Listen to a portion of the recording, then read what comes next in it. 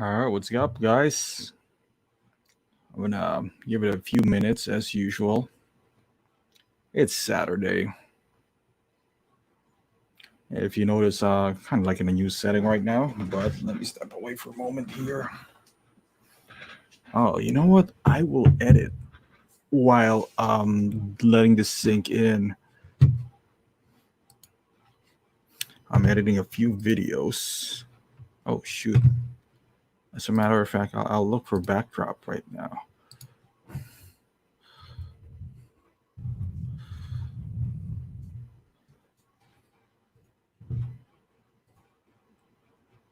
Oh, this is nice. Oh, this is cool. I can use this. Damn.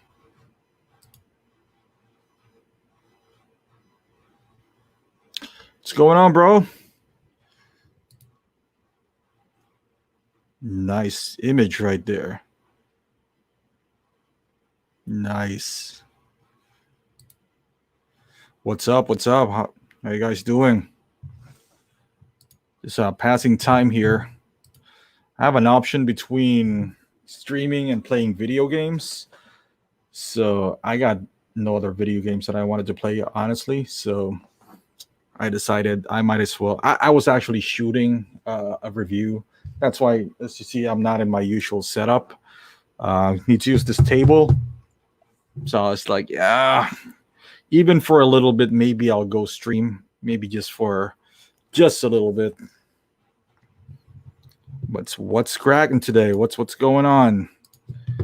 Did I miss anything this week? I wasn't really paying attention to anything, to be quite honest with you guys. Oh no. Okay, this is good. My bad. I'm multitasking right now. Hey, what's up, John? You guys, watch out for the video that I'm gonna make. I was reviewing.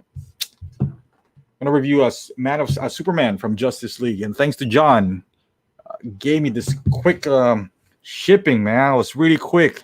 Gave me a good discount too, so I appreciate that, John. Yep, and yes, sir. Mortal Kombat. I got 2 arcade 1-ups here. It's beautiful. Janu says it's a quiet weekend. It is. Last weekend, that was 4th of July, so you had a little bit of action there. Did I do anything? Yeah. I think I went streaming with. Yeah, I think it was like last weekend when I went streaming with the Collecting Weekly guys. It was fun. John, how do you like the TMNT cabinet? It's a bit bigger, right? I'm planning on picking up that NBA Jam, but I'm kind of scared of the. John says only today speculation Hot Toys making Mark II quarter scale and Mark I Iron Man cable and one more. Man. Hello, Max. Thank you for joining. Man, Mark I is way overdue. Mark I is, we've been speculating they're going to do everything in diecast. So if you guys are planning to pick up that Mark I, the plastic version, for an expensive price, I would say hold off. Because you never know. I mean, they might not, but I'm just saying the probability is high that they're going to make this Mark I a diecast. So I definitely would hold off to that. Hot Toys making Mark II in quarter scale. I didn't know there was a market for Mark II. I'm not a big fan of Mark II. I don't know why. I guess it's just a prototype, perhaps. That's why I'm not, And he didn't. He did wear Mark II when he was testing it out. But yeah, I wasn't. Yeah, I had as you know from my typical setup, I do have the Hall of Armor, but that's more. I only got 4. I'm not going to complete the 7. I don't see myself picking up Mark II. I had Mark III diecast, but I wasn't a big fan of that either. So I don't know. Marco, what's going on, man? Janu, you're waiting for your Superman Justice League. I got it, but not from Sideshow or Big Bad. I got it from John. Beautiful figure, by the way. That Superman Justice League, beautiful figure. Marco, you saw the Joker? Man, I am pleasantly surprised about this Joker, man. I love this Joker. John says, yeah, he likes the TMNT cab, but for the price, not worth it for 2 games. I agree. On TMNT, why I decided to add all the games I would ever want. John says it's been a long way. Definitely, John. If you're talking about the Superman, yes, it's been 2 years. It's ridiculous how long we have to wait. We don't. It's nice that we're gonna see the Snyder cut. So I guess we're still ahead of Snyder cut. But man, Hot Toys got to pick up on the release dates, man. But John, I modified this. As you can see, this is Asteroids, but I took Pandora's box and then installed it here. So now I got like, I don't know, a gazillion games in here. I even have a WWE Superstars. So Pandora's box 9. The Mortal Kombat, I'm probably not gonna modify this.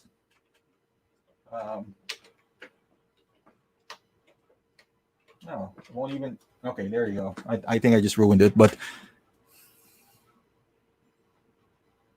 oh damn, John, they are. Other hot choice was Mantis that they would release. I've never heard of that. Wow, I've been out.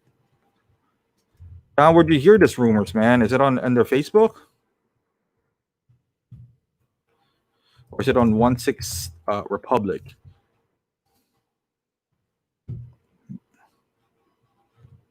I see. Oh, I still see the holographic armor here. Endgame, some Cost Baby, the Child. Yeah, nothing. At least on their Facebook page, nothing exciting as of yet.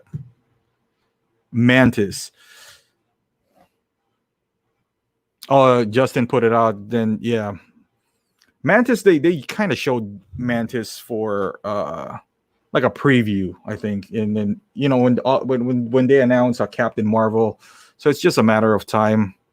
I don't know how well that's gonna sell though. I don't know. Are you guys gonna pick up Mantis if it ever comes out? Like the prices of Hot Toys nowadays, I find it hard or to justify buying figures that I can't even call Mantis a B character. She's more like a C. But I don't know. I mean, I guess if you're trying to complete your Guardians of the Galaxy display, but good luck with it. The prices of these Hot Toys, if you are completionist, that would run you around 1,500 for the Guardians, and I don't know. I don't even know if that's worth that price. But let me go through some of the. Let me ask Marco since Marco's here. Marco, did you hear Kenny Smith? Let me pull it up here. They've been talking about this for, I guess the past couple of days. Let me see. All right, so for basketball fans out there, I guess Kenny Smith, what the heck? Okay, ranks LeBron James as 10th best player of all time. God damn, Kenny Smith. You must really not like LeBron James. I don't even mind LeBron James. 247 Sports. Okay, I don't. But I heard the argument. Yeah, I don't know about 10th though. That's pretty low. Even if you're a LeBron James hater. Let's see if there's anything that says on this article. I heard what he said. LeBron James is in my top 10, but he's 10 possibly. So much easier to score now that it makes it hard to judge guys' ability. It's so easy to score. Kenny Smith said, I was a good scorer. I wasn't even a great scorer. I averaged 17 points per game in that year. I probably would have averaged 26 or 25, but for me, it's my opinion, he's not in the top 5 of all time. God damn, Kenny. Those are pretty strong words. I don't know. I think LeBron is in the top 5. Maybe not top 2. He's definitely in my top 5.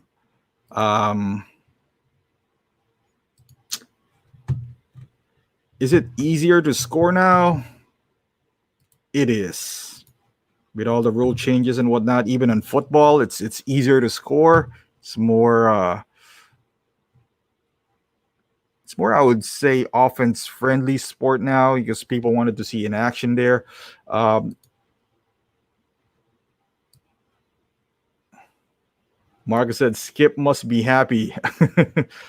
John said, yeah, I saw Shannon Sharp go on a rant like usual because of it.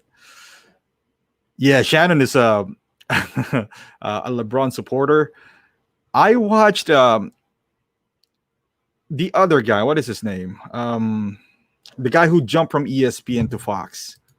I forgot his name. Colin Coward or something like that. Colin. He said that the reason to score it's easier to score now is because players are bigger, faster, stronger. They got more nutrition. They work out harder. They have the science that they never had back then, which is all true. That's why they're easier to score, not because it's just easier. I agree with that sentiment, but how come the defense is not better? Because that goes both ways. If players are bigger, stronger, faster, and more, aware of what's happening, then that should apply to defense as well. So meaning defenders should be bigger, faster, and stronger to stop players too, like James Harden. The fact is, they changed so many rules that there's not even a center in the league anymore. Centers go out. Back then, if you drive to the hole, a center would meet you and block your shot or not, if not hurt you. They don't even have enforcers nowadays. Like the Charles Oakleys, the Dennis Rodmans. There was an enforcer in every team back then. The guy who would just take 6 fouls and foul out. So I think those are the difference. Does that make LeBron not a great player? No, he's in the top 10 of Kenny Smith, but I don't know. I think he's a great player. I'm not even a LeBron hater. I actually like LeBron. I just don't think he's, in the same breath as Jordan. I don't even know if he could be statistic-wise. He could be in the same breath as Kobe, but all statistics right now, like Kenny Smith said, is a bit skewed right now. I mean, back then we didn't even dare to think that the triple-double average is going to be broken, and Russell Westbrook broke it twice. So I don't know. So that just shows you back then there's no way. The basketball was different in the 50s and 60s. Those are unathletic guys playing. So guys like Wilt took advantage of that. And then I think it picked up on the 70s, 80s, 90s, where they kind of like changed, but it's in the transition where they're still kind of old school, but they got the hard nose of the game. Back then, I love Russell Westbrook. I love that player, man. He's probably my favorite player because of the way he plays and the passion that he shows. But boy, he's not going to get 10 rebounds a game. No way in the 90s. Man, Charles Oakley and Anthony Mason would roll over the grave before they get a rebound on them. Just saying. So I don't know about all that. LeBron is physically better. LeBron's like Shaq. They're just physically gifted. Shaq on his prime, no one can stop Shaq. As a matter of fact, I might even put Shaq, because Shaq's prime was so dominant that they got to change the rules. They changed the backboard. John says, fear the beard. Yep, that guy. And like James Harden, he's changing the game. That traveling, he's taking advantage of the rules, and can't really blame anyone for that. But boy, the things that he was doing, that's not gonna fly back in the day. If you flop, they'll give you Charles Barkley would give you a reason to get hurt next time. Just saying. Not hating on today's players because I still love the game. I just think that I don't think it is. I think it's a fact that it's easier to pad your stats these days. So now somebody like James Harden or Russell Westbrook would be somewhat average if you put them on the 90s because of the defense. And John says Yao Ming dominated Shaq. Well, I don't know about dominated. He had good games against Shaq. Good games. That was Yao Ming. See, Yao Ming is a perfect example that if had he played on this era, because he's more of a finesse center, he's not really the bang. He actually has a decent jump shot. Yao Ming, his foot bothered him because he's too big, and but I think he's more of an era right now. Had he played in this era, I think he'll dominate. I think on this era, we just need a center that would back down and would change the game drastically. Because the guys like Steph Curry and his buddy Thompson kind of changed the game. So it's more of an outside game now. So the bigs became useless basically. So, but I think if we get a big dominant guy, it would change the landscape of the NBA. Okay, Max. Well, going back to the chat here real quick. Max says he picked up Director Krennic, Mark 7 diecast and Endgame Thanos today. He's so hyped. Krennic is my first Star Wars figure. Max, yeah, I heard good things about Krennic and forgot the other guy's name. Krennic and the other guy, the one who sits right next to Vader. I guess their head sculpts are terrific, and I can see Krennic being really expensive in the future. And I'm glad, good pickup because you got him before he gets ridiculously expensive. Jana says, do not take advantage of buying in pre-sale. Do not take advantage of buying in pre-sale the figures of Guardians of the Galaxy, and now the price is for the skies. Which one, Janu? Is it Drax, I suppose? And I don't know how long have you been collecting. I mean, you got this Superman here, but the price is high, but it doesn't mean it's worth it, honestly. Like there's another Star-Lord coming up. There's another Gamora. Even let's say what's his name? Drax. Let's just say they can't give away Drax back then. Even if it is expensive, it doesn't mean it is worth it. Honestly, like Drax is, in my opinion, a bad figure. That's why I didn't even bought it. Who else? If you're talking about, let's say, with Guardians, if you're talking about Yondu, that's a good looking figure as far as the head sculpt. Here's what I think about that figure though. Unless you are diehard, Guardians of the Galaxy, not even a Marvel fan, Guardians of the Galaxy fan, diehard, okay, diehard, then maybe you need them. But honestly, would your Guardians collection have a void if you don't have them? Let's say you have the entire team, which you have the option to pick up the entire team right now. I don't think you're going to have a void in your collection just because you don't have Yondu. Same with, let's say you like Black Panther, and I know she's still on waitlist. Shuri, excellent head sculpt, excellent. I don't think it's worth 220, but it's excellent head sculpt. And if you're a completionist, go buy what you want. But let's say you missed out on Shuri, you only have Black Panther and maybe Killmonger. Those two are enough.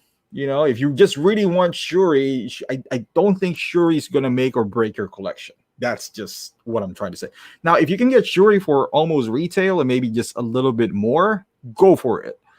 But if you tell me like Yondu for $600, I don't even know how much Yondu is going on for now. I just don't care. But if Yondu, let's say I collect Guardians of the Galaxy. Let's put it this way. I collect Dark Knight. I got the entire Dark Knight. I actually sold a few of them just because I don't think it's worth keeping. Hey, what's up, Austin? So I sold Scarecrow and Demon Bats. And if I didn't get, well, I do have Commissioner Gordon, which is, you can make an argument that he's a pretty big piece in the Dark Knight world. Had I not had him and he's going for 600, so be it. Not going to get him. Not going to get him. I'm not going to waste $600 on, and there was a time where Commissioner Gordon was really expensive. The SWAT version, I think back in 2016 or 17, he skyrocketed, or maybe even before that, because there was no other way for Gordon. Now, and then they announced the Blake and Gordon 2-pack. It went down. All right, Austin says Yondu is going for 500. Damn. I mean, it's a good looking figure. I'm not denying that. Good looking figure. The head sculpt is spot on.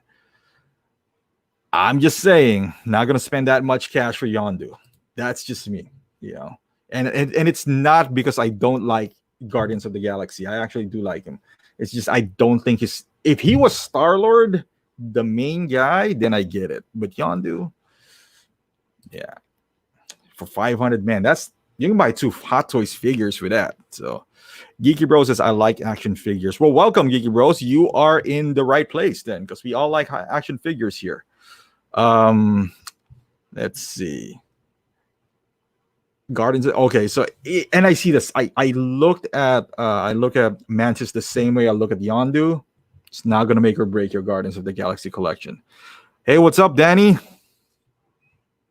Hey, I heard you sold some stuff on the auction. Congratulations. I was gonna put Chewbacca there, but somebody bought it. So I knew you. I know. If I put a Chewbacca in there, I'm pretty sure you're gonna bid on it. I don't want you to overpay though. That's why I sold it individually. All right, so it's some third parties in here. Yeah, I don't know. Outside of what John told me, I don't think there's any Hot Toys official announcement, but I've seen a few third party in here. Let's see.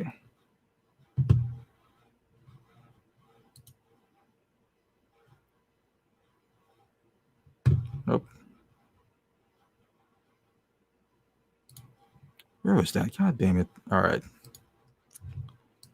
I guess it's this one. Okay. Dark Spider.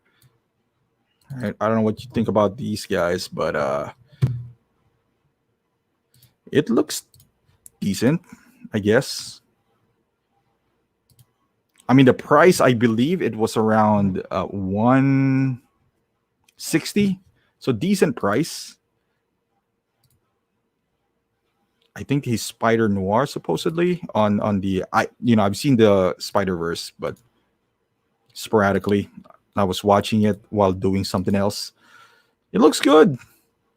I feel like he's gonna deteriorate in a few years, but maybe 2 years tops, maybe 3. I don't know, depending on where you're at. But looks good. So I'm happy for those collecting. For those who got the Miles Morales Spider-Man. And if you're, I don't know, maybe Hot Toys would make this too. I think they're gonna ride that train, that Into the Spider-Verse train, and they should. It's a smart move if they do. But with this guy, I mean, it looks good for 160. I got kind of spoiled though. This is 114, and it has a head sculpt, so it doesn't have a stand though. So I think it's worth for 160. This guy, sure. I mean, it's almost 100, like $80 less than Hot Toys. So, man, that's a good deal, especially if you get it from Hong Kong.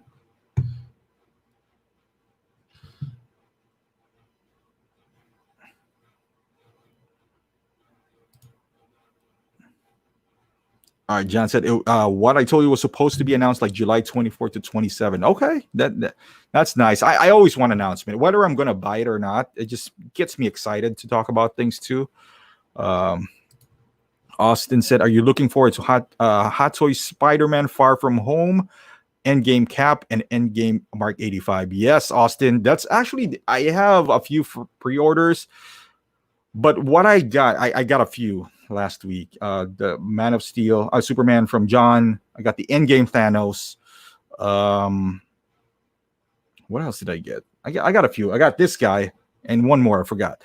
But yeah, Spider-Man Far From Home, I got Spider-Mans in here, so I'm not that excited for it. I don't have any Captain America though, so I'm excited for that Endgame Cap. I only have the Infinity War, that's not Cap. The Endgame 85. Once it all comes out, I think I can retire. As a matter of fact, I think I can retire now. The 85 is just icing on the cake for me. I got 4 Iron Mans. I'm more than happy with those. Of course, 85 would make it, sweeter. And also the Cap. But yeah, those are the only things that I'm really looking forward to, honestly. Other than that, I feel like there's really nothing to get excited about. Geeky Bro says that it's really cool. Danny says the coat. Yeah, that coat is a lifespan of 2 years. 303. Better put a 303 on it. And John says, what do you think about the Balrog 1400 price tag? Want that so bad.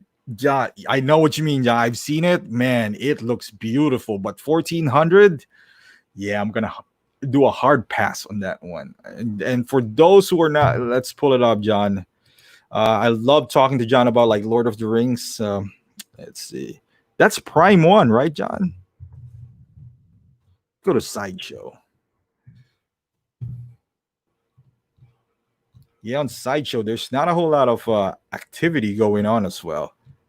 And I've heard rumors that the announcement for Toy Fair is not really that. They said there should be more coming, so that would be nice. Oh, they don't have it on Sideshow. They only have the Star Ace one. So, John, I think I'm gonna settle for the Star Ace one. They got a Balrog that is they got a Balrog that's really small, like their Defo series. I'll settle with that. I'm not gonna pay 1400, man. That is way too much. All right, Austin says, "What's the list of Iron Man figures you have?" I have 4. What do I have? I got 4 750. Oh, I only got 3. I got 4 750 and Mark 4. Yeah, Mark 4 is Mark 4. No, not Mark 4. War Machine. Is it Mark 4? Yeah, War Machine Mark 4. So I only got like 3 Iron Mans. I forgot I sold my 46. Geeky Bro, he's saving up for what's that? Centeno? I'm not even sure what that is. Danny said it's a beautiful piece, but no place to put it. Yeah, it's. I didn't even look at the dimensions after I saw the price. So, you know what? I didn't know this, that Prime One made a Jurassic Park. I don't know if any one of you guys are Jurassic Park fans, but like the diorama with the T-Rex. This is from the OG Jurassic Park with the Jeep. It was beautiful, but it's like 2,500. And I was like, nope. Yeah, that would be a no. And John says he ordered the Star Ace from them and hooked me up. Yeah, John, you know what? They send me figures. So thank you for thinking of me, though. But yep, they're one of my partners. Them and Asmus, every once in a while, they actually hook me up with some review figures. Honestly, I'm waiting for the Marcus from Star Ace, the statue. Yeah, kind of waiting for that.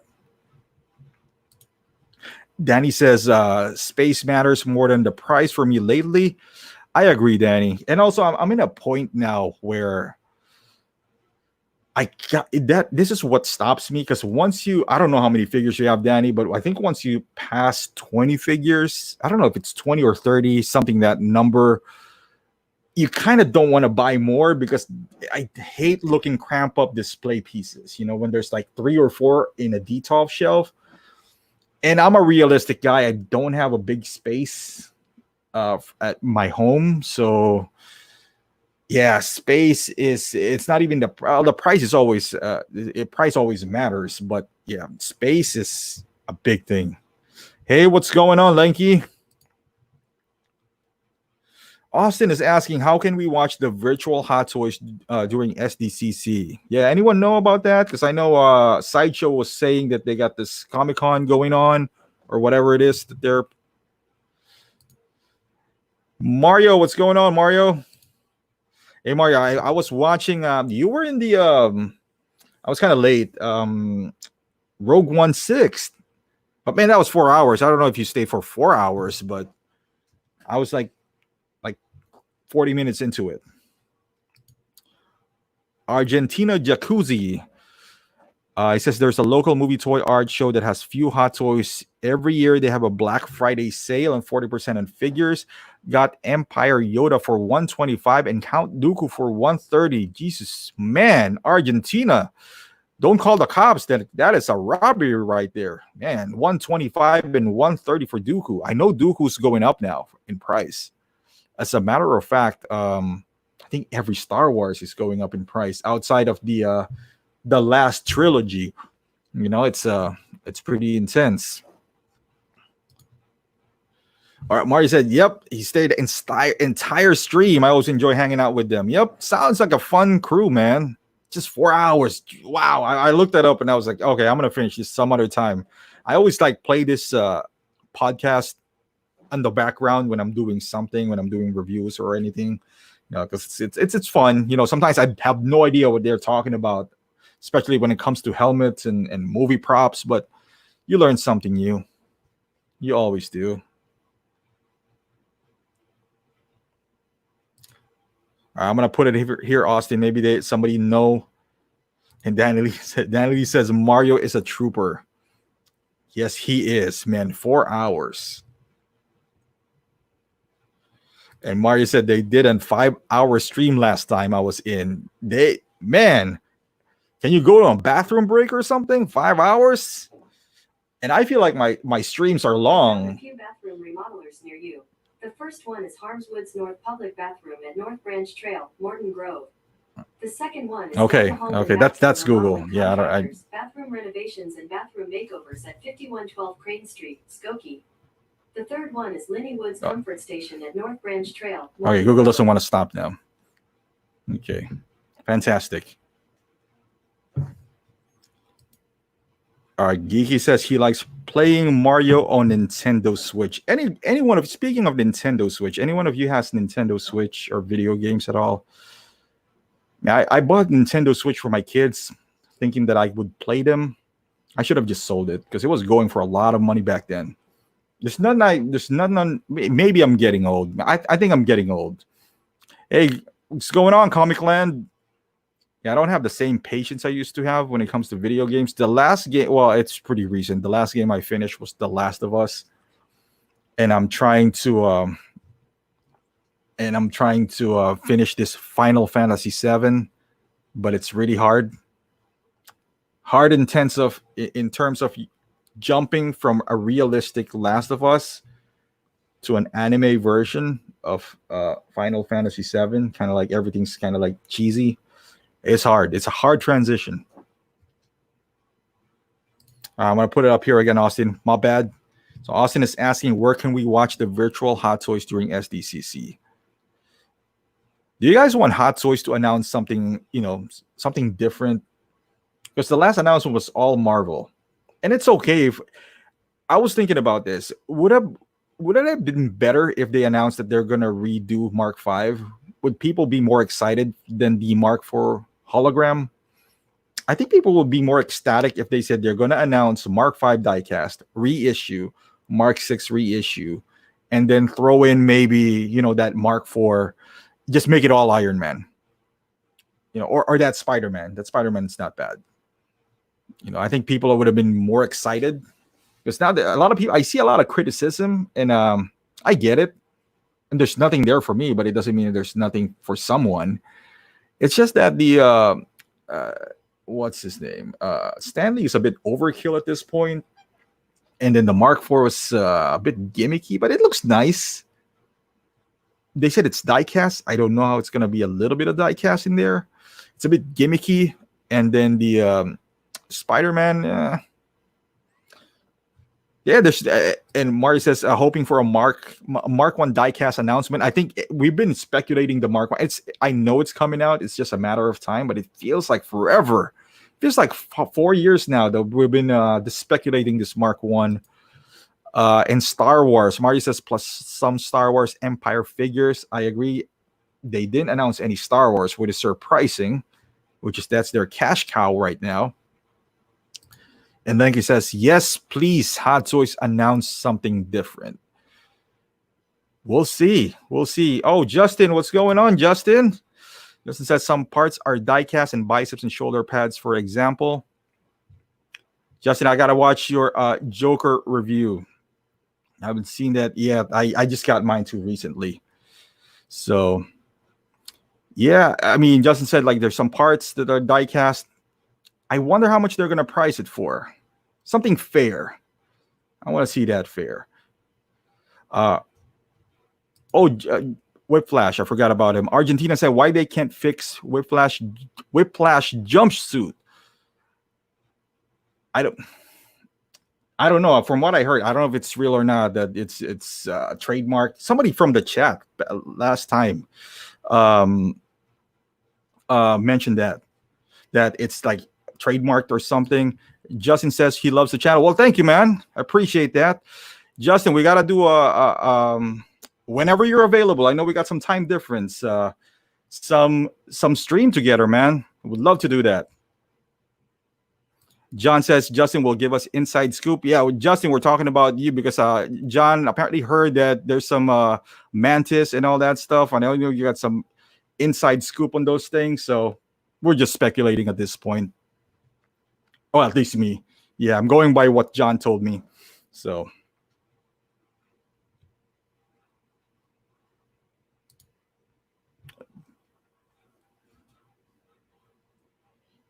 beautiful. Justin says, let's do it. Man, that would be awesome. Man, this is why I love doing this stream. Like last week, we got like a Clipper King. Now we got Justin in here. Justin, are you getting close to 100,000? Man, I love. The only thing I wanted within this YouTube channel is to get that plaque. And man, you're getting close there. You are getting close there.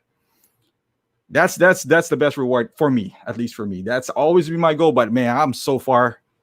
It's like I need like 90,000, but you're getting there, man. All right, 1-up-6 scale says, what hands did you put on Joker? I saw your question. I actually respond to that 1-up. Just any Hot Toys hands, man. Just get any Hot Toys hands. I know you got some spare. This is what I got now. I think this is from the Arnold's body. So that the guns is too small though. It's too small because I got this gun holding hand and it still doesn't fit.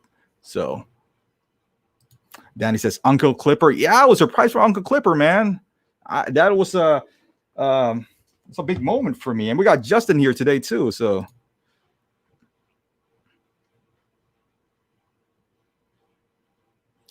Austin said, hey, Justin, anything about Hot Toys Mark 85 and the Jazz Inc. Batmobile? And Justin says, yeah, it's insane. I never thought that would happen. You know what? I'm happy whenever a 1/6 collector, because even back then, I'm happy when somebody is succeeding because that means they're bringing more eyes to the community. So it's awesome that Justin's doing good. He's kind of like the face now of 1/6, to be honest with you, with all the subscribers that he does have. And I think it's good for the community. Lanky says, what would you like Hot Toys to release that is different? Lanky, you know what? If you think about it, I am, you got to think about Hot Toys because there's things that I like, but I know they won't sell, kind of like the Crow. But thinking big picture, the one that would sell, and I want something different, something like Troy maybe, or Gladiator. I know Max Studio, is it Max Studios or something? Big Chief Studios was supposed to create Gladiator. I think they would sell. I could be wrong.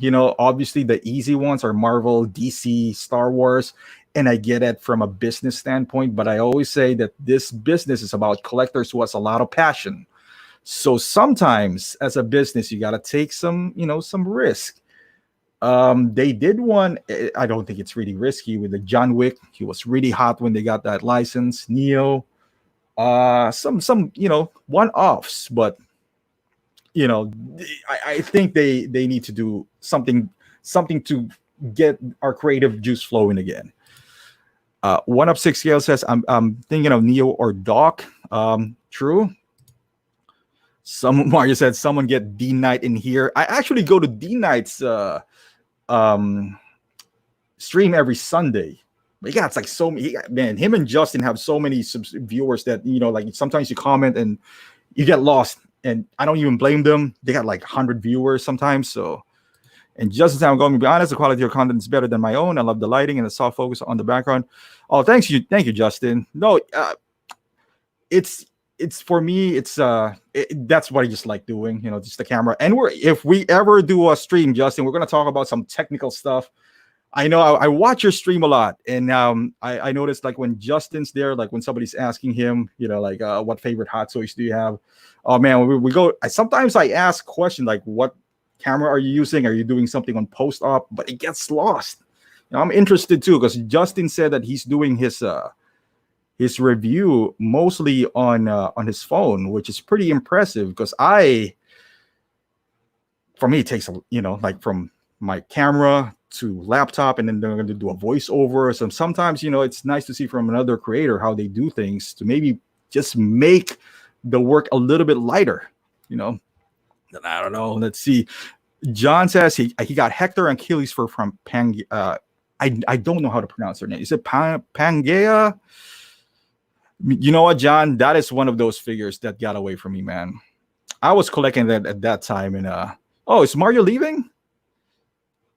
He said, "Bye, Danny." Oh, Danny's leave. Oh no, later Comic Land. Okay, yeah, John Achilles. I had the chance to get him, man. I love to get him, but there's like $500 right now, so I don't know. Would kind of skip on that. But I agree, John. They would do Troy. I think they would sell. I get it. Sometimes us collectors want them to do like sitcoms or something. I love Chuck, like the TV show Chuck. Would I love a 1/6 scale of Chuck? Absolutely. I got Chuck and Sarah, but would they sell? Probably not. So, but yeah, I think Troy, Gladiator would sell. Ghostbusters already been made. Argentina said Commodus and Maximus would be an easy buy for me. See, so and then these franchises are old, so again, I don't know the business of getting a trademark or whatever. I'm not going to pretend that I do. So, but I'm assuming they're not that expensive since Big Chief Studios almost made Maximus. So, just saying. All right, bye Comic Land later. Justin says he loves talking about tech stuff, and I wish I had those questions come up more. Oh, Justin, when we go live stream, man, we're gonna do it. I love the technical aspect. Like what goes behind when you shoot. Are you thinking of different angles? Because that's what I'm doing now. I don't know if you guys noticed, like on the Joker, I want to trim down my review to like 10 minutes, maybe 13 minutes max, and I feel like the posing that I do at the end, it's a bit rushed, and I'm pushing the review to like 17 minutes, 15 minutes, which I really don't want to do. Especially now that you can get mid-ad rolls at around 8-minute mark now. So I'm gonna have a new segment, I guess, on my review, which I'm gonna do a cinematic version of the figures. I'm gonna use my green screen and do some color correction and all that stuff. We'll see if that works out. Marcus says last week Clipper, now Justin. I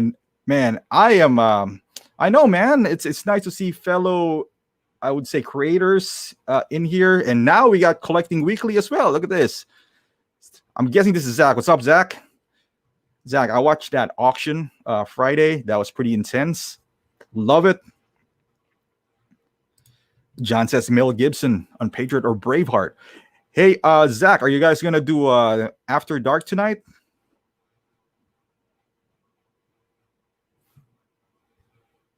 Lenky says, have you seen Blitzway Hannibal? I think it's pretty nice. I've seen it, Lenky. Who reviewed it? I believe Dean Knight. Somebody else reviewed it. I don't know if Justin reviewed it. Did you review that, Justin? But it's $242, and it's kind of soft, like the head sculpt, in my opinion. I could be wrong. This is one of those things where I got to get that in hand, not like the Toys Era Joker. I don't need the Toys Era Joker to have it in hand. I know that M Toys or SW Toys is better. But I agree, Lanky. I always wanted to own that Hannibal figure. It's still available at Big Bad. See, Blitzway is taking risk, man. That's what I love about Blitzways. They're taking risk, and they're business company too. They're like Hot Toys. They're taking risk. This is all licensed, so I would. And Justin says, "Oh, he'd love to see that the cinematic." I thought about it. It sounds like a lot of work, but then again, it won't delay me from releasing a review because I can't keep up with Justin, man. Justin gets a figure like 5, and then it's not Justin's fault. It's my fault for buying it at Big Bad. 5 months I'm 5 months behind. I still have to edit Superman from Justice League, and Justin reviewed it in February. Man, Zach said it was wild that we were talking about the auction. That is really fun. Guys, if you haven't checked out Collecting Weekly, go ahead and do so. If you haven't watched Justin's collection, then I don't know where you're living, because when you type in Hot Toys, he's the first one on the queue. So, oh, and Zach says, no After Dark, streamed like 8 hours this week already. And Justin didn't pick up Hannibal.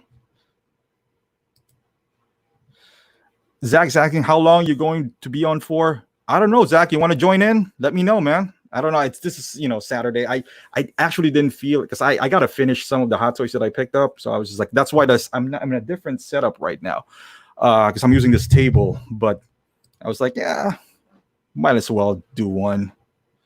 Kev's Matrix, what's going on, Kev's? Never catch the live streams.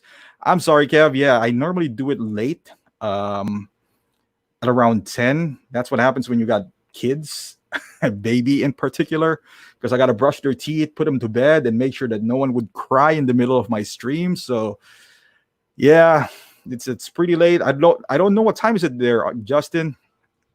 Hey, man, I'm gonna message you, man. We got to make this happen. I would love to get in your head when it comes to like shooting videos and collecting and all that stuff. Zach says it's a good time though. A lot of people in the US just now getting their Superman. True. Actually, I got it from John here in the channel. So he hooked me up. I didn't even have to wait that long. Justin Collection, big fan. Man, I watch everyone's, and this was a misconception back then when we were reviewing. If I watch, let's say, Justin, if you watch Justin's review, it doesn't mean you're not going to watch mine. So it's not like I'm taking away from his views or I'm taking away from his views or vice versa. So the more reviewers out there, I encourage everyone that has Hot Toys to at least take pictures, or if you could review, it doesn't matter if you're using a phone. I think it adds more value to the figure and you're contributing to the community, because there are things that maybe we're doing wrong. That's all I'm saying. Like a different output, like an input, is always welcome. All right, Zach says he'll come on for a bit. Justin, always 2 p.m. works great if you want to do one on the weekend. Justin, yeah, let me know, because I know you stream, at least on my time, Sunday morning, like 8 a.m. So I can jump into yours, or you can jump here. Anything that works for you. I'm working from home right now, so I'm a bit flexible. So Kev says Justin Collection is crazy. Where the hell he puts Justin all his boxes? I'm sure he's been asked this question before. And John says more reviews the better. I agree. Yeah, and even if you don't like someone's particular style, like let's say, and before it's different. Like Sean Long, I didn't like his style before. Not all of his videos. I actually like his videos. It's entertaining for me.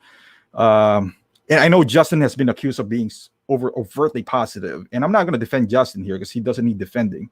But if he feels good about the figure, then he does. Like who cares? Like right now, I'm reviewing Aquaman, the guy that doesn't move. I just got him recently, Aquaman from his movie. Man, I can't barely move the arms. And in retrospect, I wouldn't recommend that, but I like the movie. So, I'm not going to apologize because I like Aquaman. Maybe you don't like it, and that's fine, That's okay. And Justin said exactly, the more content, the better. The different styles will just grow the audience. Mario says, Danny, let's start a review channel. Man, Mario, Danny, I'm telling you guys, y'all gotta show up on at least a stream. I know Mario has. Zach said, send me the link. All right, Zach, let me send you the link. All right. I'm going to go to Facebook now, Zach.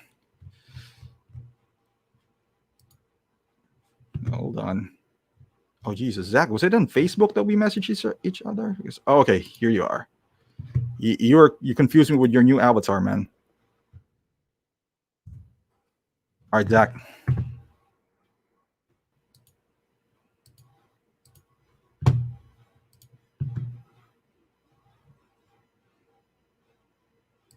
Danny says I'll leave it to optical and PJ. Man, PJ's been upping his quality lately, man. The bokeh that he's putting up there, beautiful. Okay, Zach, I sent you the link. Austin says, do you wish Hot Toys would make a Tony Stark vehicle? Man, I wish Hot Toys would do a lot of things, honestly. Whether I like the figure or not, the more they put out, the community gets bigger, even though it's not for me. And a vehicle, it's honestly, I don't own any vehicle. I Batpod is the only one that I own. I sold my Tumbler. But yeah, I wish they would do anything. The cockpit from Star Wars. 1-up 6 scale. I'm gonna start doing discussions on older figures. Like you can't find a new review of the Canada Medicom 1/6 biker or the old figures. That's a good idea. 1-up, and there's an influx now of I guess thanks to Zach and Zach. I'm putting Zach in. All righty. Hey, buddy. What's up, Zach? How you doing tonight? Man, we're both wearing red today. Beautiful, man. And I watched the auction. I'm gonna participate. It was wild. It was freaking wild. Had a little bit of tech trouble at the beginning. So we were reading all the comments on StreamYard, and for some reason comments crashed. And so the first auction or the second auction, we couldn't see who was bidding. And yeah, it was a little bit of drama, but after that, everything went smoothly. We had like a laptop up here, an iPad, the computer. So we were monitoring comments on 3 different devices, and it worked out pretty good. Ooh, PJ's in the chat. What up, PJ? Dude, we got everyone here. Like last week, we were just talking about. Last week we got Uncle Clip. Now we got Justin here. Now we got PJ too. Hey, PJ, Dude, everyone should just come on. PJ, you want to all-star chat? Yeah, hey, PJ or Justin, if you guys want to jump in, let me know. I'll send you the link. I've been doing a little bit of hobbying today, so I'm working on a Watto Scrapyard Gwen Stacy head. So very early in that, and then I'm finishing up Danny Lee's Captain America. Almost done with that. That's by Tony May. And then I was working on my personal figure, Master Roshi, adding a new head and repainting that head to match. And I think it looks pretty good. Zach, even if Justin says he needs to get ready, if I am, hey, let me know, Justin. We'll stay forever if you. I'll stay on. How long you're going on for? I don't know. If you're still around for the next 30 minutes, I suppose, depending on the chat, Justin. But I don't work tomorrow, so I'm good. Hey, by the way, Zach, does Watto Scrapyard? Do you have the Batpod? Because I lost 2 like handles on the Batpod. Do you think like Watto Scrapyard can produce something like that? Yeah, he's really good with sculpting digitally. So if you have reference shots of everything, I'm sure that either he can print it, or if it's a common thing, I bet there's probably already an STL file out there, so he doesn't have to design it. I would look into that. But yeah, he prints everything. Like he printed the head sculpt for my Young Rich Miles Morales, which came out perfectly.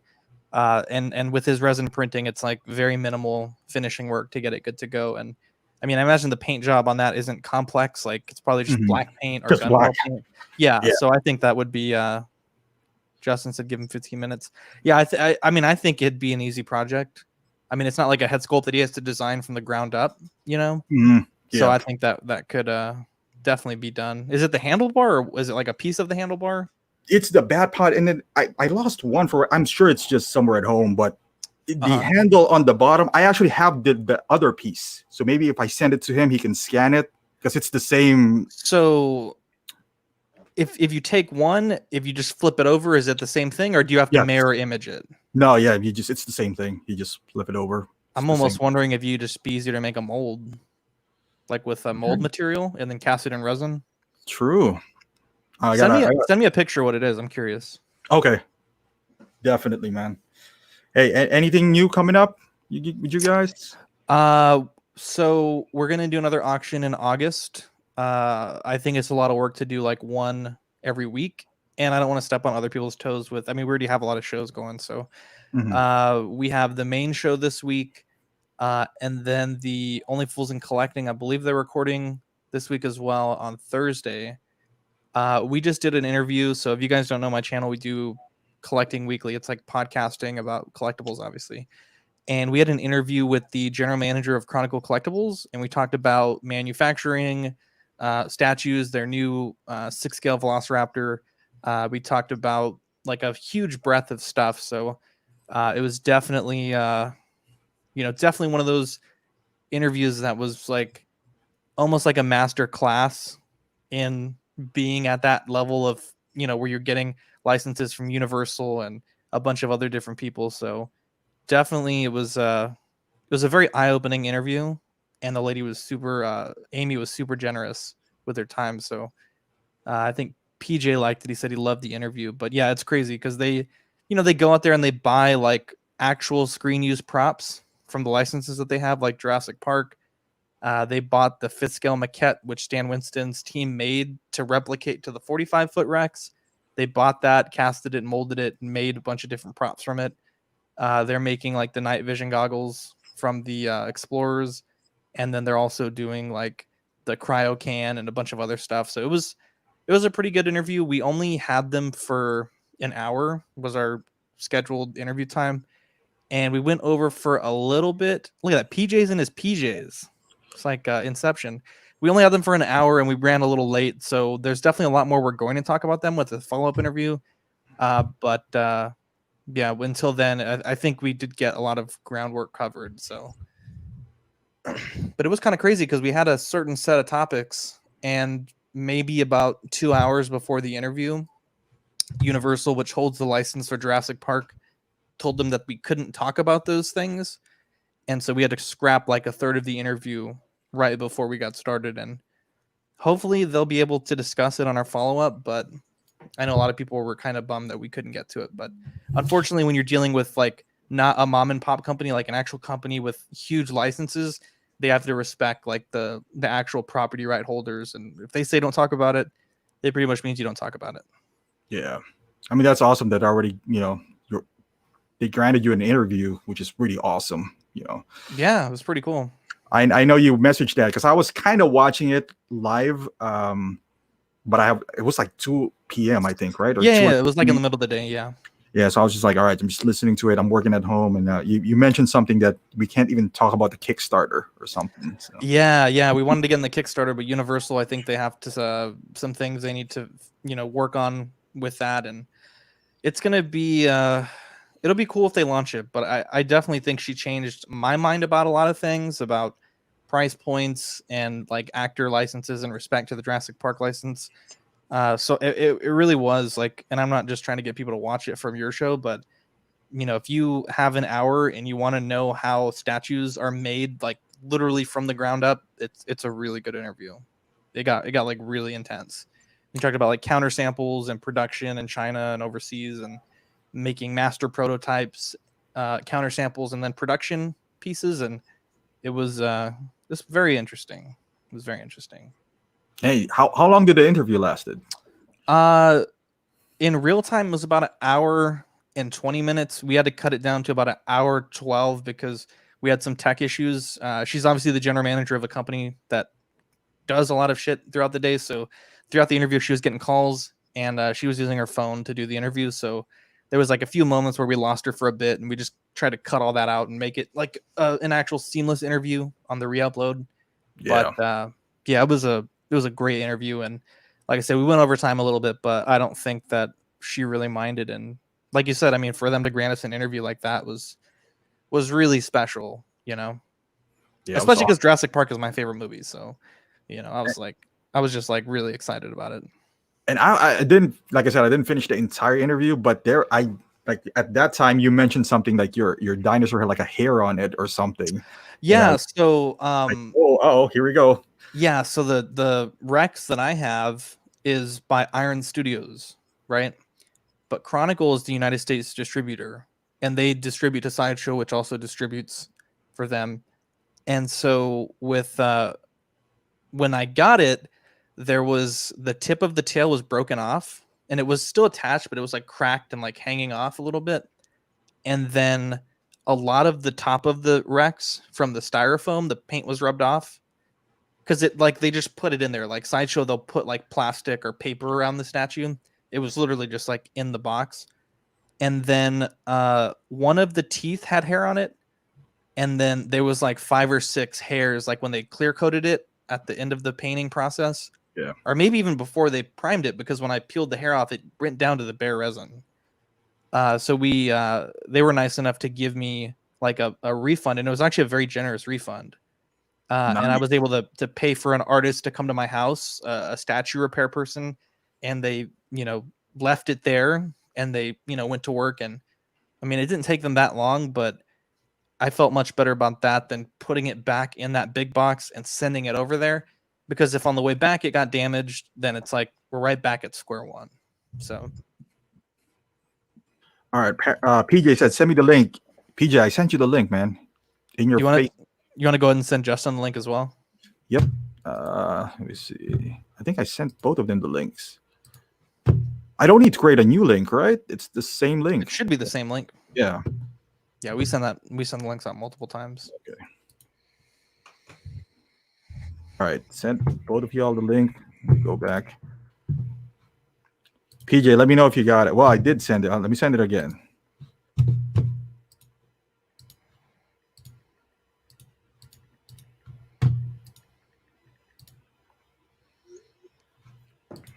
Okay, where's PJ? PJ and his PJs. This should be the episode title. Just don't stand up, PJ, because I know you said you're in your, What's up, Austin? We can see your face. Dude, I had so much trouble optical ripping the MP3 file, the audio from the last stream. So I'm hoping this one won't give me any trouble. I don't know why. I've ripped like 5-hour streams, so I don't know if it's maybe easier if you're able to rip it for me, but if possible. Yeah, I could download the MP3, right? Or even the entire thing itself, right? And then just the MP3 is fine. Yeah, if you can get me the one from last one and this one, I think that'd be great for us to put on our channel or on our audio feed. But yeah, I tried like 45 times, and I've ripped, like I said, like almost 6-hour streams, no problem. It just, for some reason, I don't know if it's because it's not my account, it just wouldn't let me do it. I put full protection on all of my videos. Right. That's the optical hard to crack. Trademarked it, and it's like your joint juice. Yeah. Actually, I'm really excited. We're launching the second version. So this is version 1 of Joint Juice. We're launching Joint Juice 2. We already had a few people put in some orders, and I'm really excited. We got some fancy labels coming. I just got 22 bottles ready to go, just waiting on labels. And it's gonna be really cool. It's like if you're 6 scale or Marvel Legends or high-end figure, if it's a little loose, you just put a little bit of joint juice in there and it gets it nice and tight, and it's really good stuff. What do you got coming up this week for content, Optical? I got a few. So I got Aquaman, the movie version. I heard that. Endgame, Superman Justice League, and this one I put it up yesterday. This Joker. I think that's it. I feel bad. I saw your because that's the SW Toys, right? Yep. Yeah, I saw that it went live. I think it like premiered like at almost 1 a.m. last night, and I haven't had a chance to watch it. Yeah, I normally only release every Friday, but this one was I liked it. So yeah, it's $114 as well. So I mean, you can't really beat the price. Yeah, I have. So for me on Tuesday, I'm getting the Diamond Select Iron Giant, and I haven't seen any reviews of that one yet, the actual figure. I have that one coming in. It'll be here on Tuesday. And then I also have the Present Toys Django, the Bullet Head Gwen, which is why I have this head sculpt, because the stock one is awful. And then I have the SW Toys Joker coming in. And I don't think I'm going to review all of those, but for sure, maybe I'll do Gwen.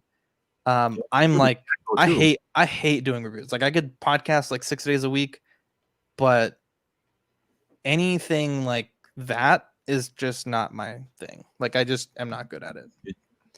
But we all have our skills, we all have our skills. I'm just not good at like doing that. You'll get to. I mean, I was horrible. I still am horrible at doing this thing, but it's fun. You get something like I would have never met you or PJ.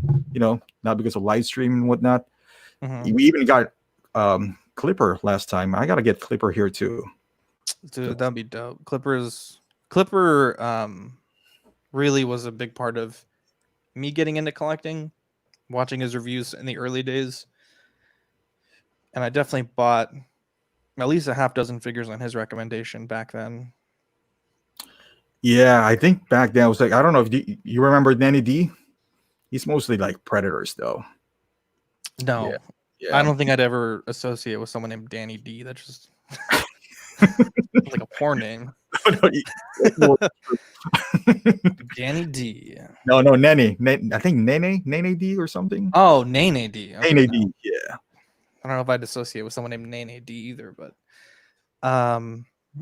speaking of the Aquaman, we're still dotting the I's and crossing the T's on this, but we might be doing some special content on our show with Iron Geek 37 with his Manta Noir, which is based on the I'm not an Aquaman fan, but it's the I guess that robot dude from the movie. You know what I'm talking about?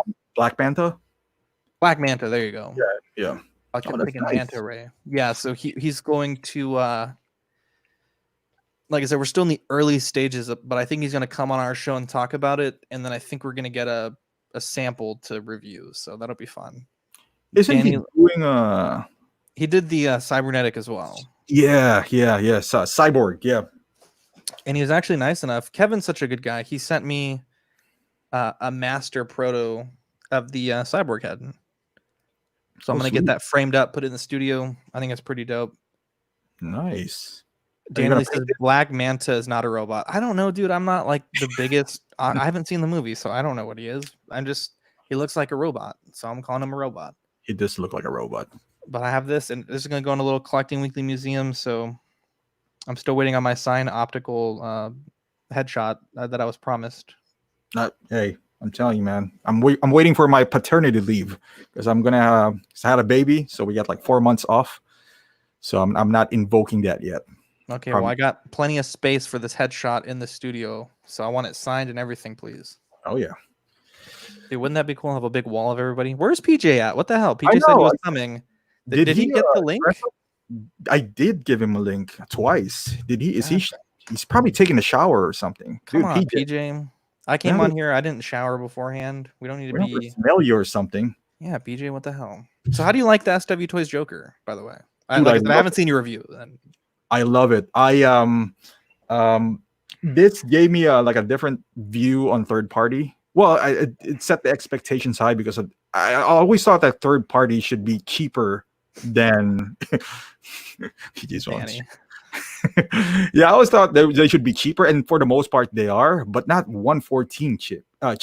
Because like So Toys is around 160, which is not a bad price. But after getting this guy for 114, so my standards went up a little bit higher now. That I might not buy a third party for 180, like the Logan that I bought. So yeah, 113 is a really good price. I mean, I on the same token though, the Young Rich Miles was like 180, and I just feel like you got so much shit with the Young Rich Miles. Like, oh my god, it's literally like basically 3 outfits almost.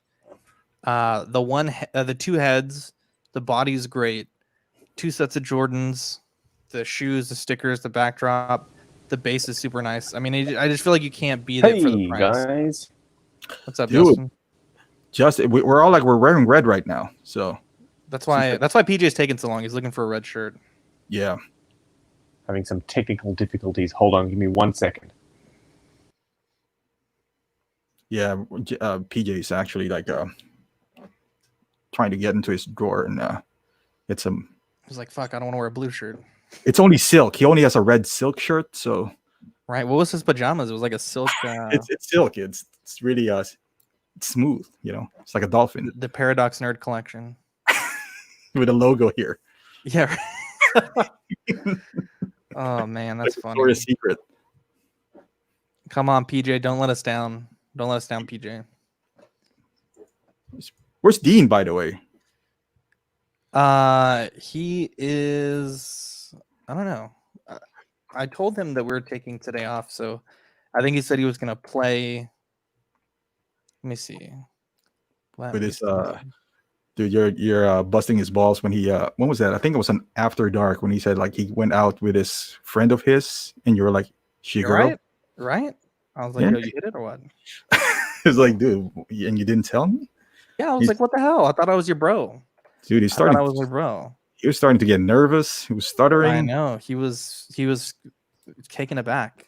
Hey, She must have been that's thick. better. There you go. Sorry What's about up, that. Justin? My first time using this StreamYard thing. Oh, StreamYard is dope. It's the best. I will definitely be investigating it because using a Skype and OBS is a bit of a pain. Yeah, when I use Skype and OBS, it sounds like my laptop is a jet turbine. It's just like it's way too much processing power. Definitely. Exactly. Well, thanks for having me on, Optical. It's Of awesome to be course. here. Dude, how do you like the SW Toys Joker? I haven't seen the review. I've been mine up myself yet last night. So I don't love it. you don't love it? Uh-oh. You like the M Toys better? I don't. I like the Toy Zero one the best, actually. Really? Yeah. Probably surprising because a lot of people, I guess, don't like certain aspects about it. But as a whole, I think it's the best product, if that makes sense. It comes with the most. It's quite professionally done, in my opinion. So that's why I chose that one. Makes sense. Makes sense. Yeah, and I think in terms of what you're getting, because you got the backdrop too, right? This one doesn't even have a stand. Yep. Um, Backdrop, 3 heads, display base. The gun's metal and big. For some reason, the one with the SW is like tiny. it's tiny. You can't even hold it. See? Yeah. It's, And then, not to mention his hands. Like I was like, really? These are the hands you put in the box? yeah, it's shiny. Goddamn PJ, you Yeah, took exactly. forever, and you got like an avatar. Yeah, I'm in my. Hey, God I'm, damn I'm it, literally in my PJ. PJs. No We pun needed to see intended. the PJ in his PJs. It would have been a new meme for the community. Yeah, sorry. Yeah, it was like last minute, so I'm actually in bed. Damn. What's going my on, guy. guys? Nothing much. We're Optical just with the late live streams, man. Hey man, I try to keep late. It's early for me. It's Oh. yeah, see exactly. Hey, Justin, what's going on, man? Nice to meet Hey. you. Nice. Didn't I meet you at New York? Yeah. But I mean, like, nice to Yeah, be in the same again. live stream with you. Yeah. So- Yeah, awesome. How's it Justin, going, guys? schedule for your live stream? Sorry, was that for me, Optical? Oh, do you have any schedule for your live stream, or you just whenever? Usually it's once a week whenever my co-host for the podcast, Dan, is available, but now we've just gone back into another lockdown. So he won't be shit. able. Another come over. lockdown. So I don't know.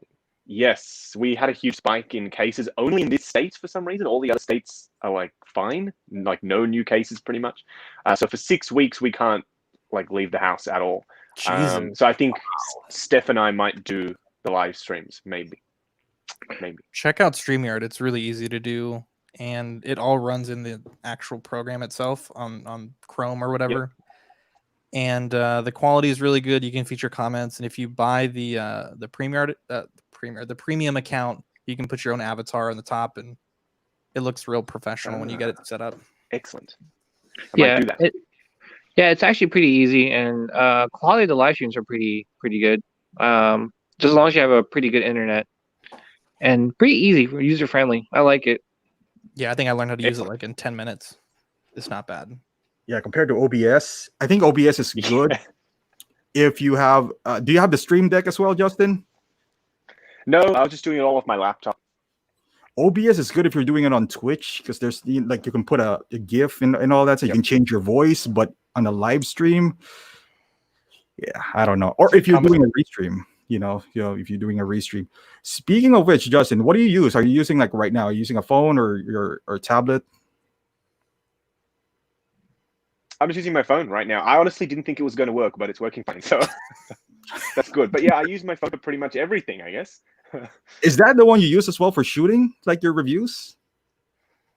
Yeah, I Oh. was thinking before I got the 11 Pro Max, I was thinking about getting like a really high-end TV Canon camera, and unfortunately, it's quite hard to find high-end cameras that can do 4K at 60 frames. And some people say it's not necessary, which it probably isn't. But I really like shooting in 60 frames and at 4K. So it was kind of the most accessible option was just to use the phone. And with 3 lenses, you're kind of able to do it's more versatile and just in one package is what I'm trying to get at. Yeah, it's absolutely true. I mean, I use a Sony A6300, and I got a couple lenses, but it's one of those things where you gotta set everything up, and get the right shot and everything. It's a little bit more tedious, you could say. But in terms of YouTube, like shooting in 1080p is fine, is great because most people are watching their phones anyway.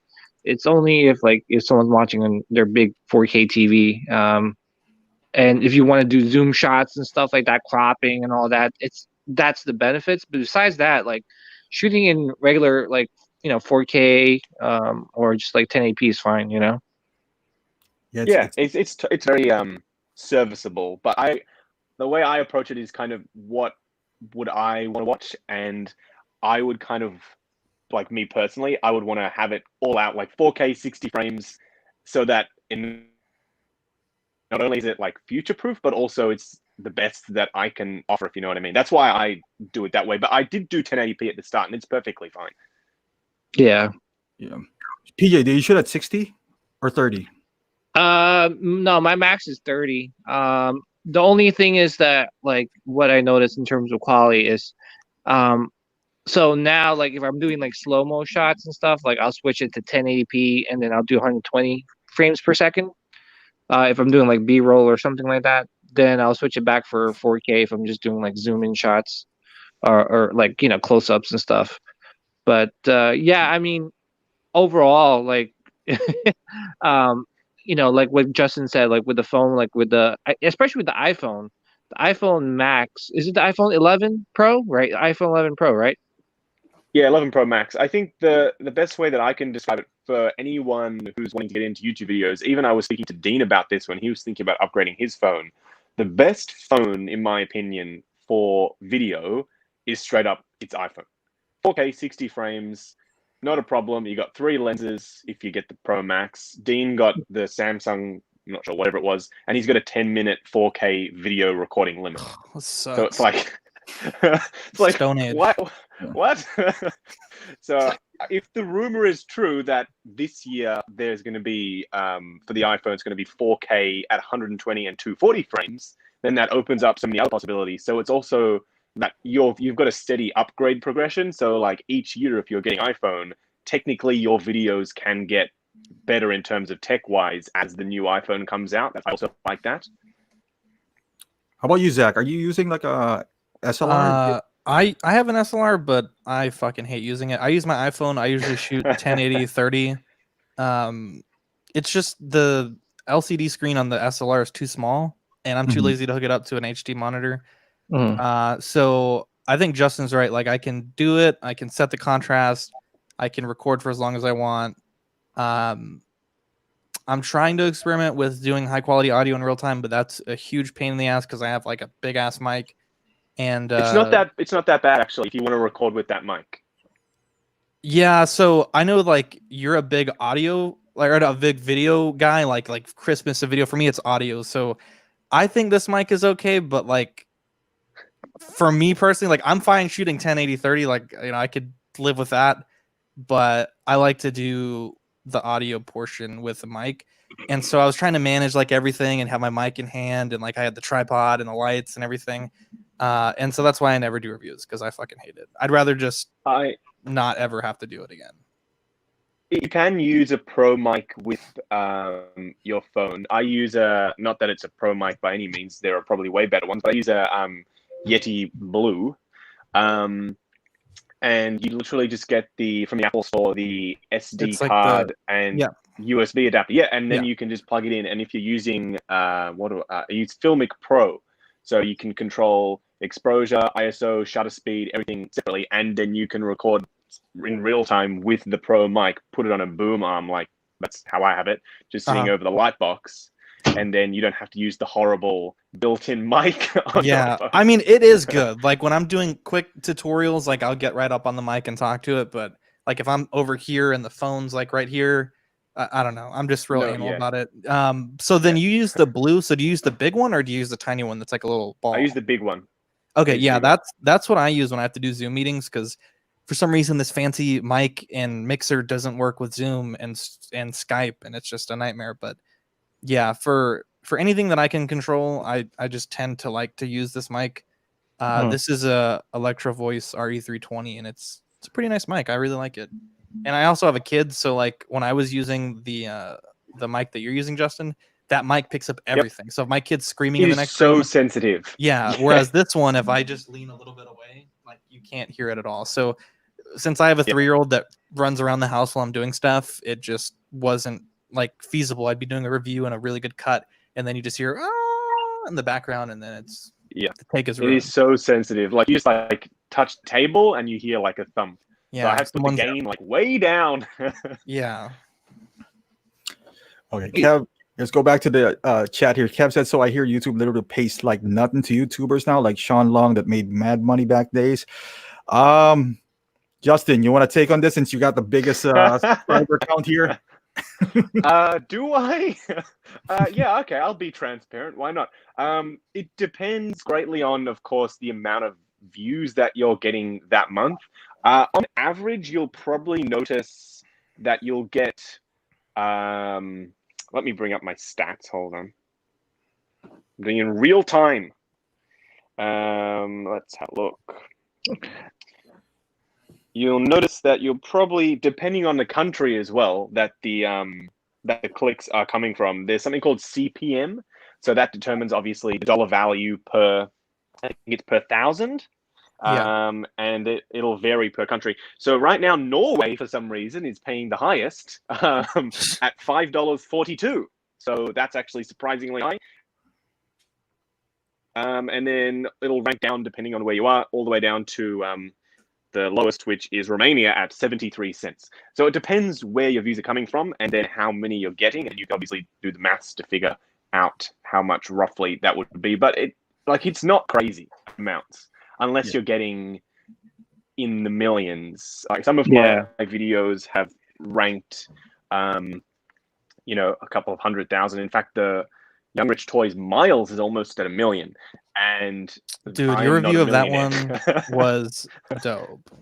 I was really excited because when that one came out, I was really trying to find people that had it, and not that there wasn't reviews out there, but I felt like a lot of them glossed over like almost everything. Like, hey, real quick, and so yours was like just enough when I needed to keep me at bay because I was going like stir crazy because TNS couldn't ship to the United States for a while, and finally when I got it, I was like, thank God.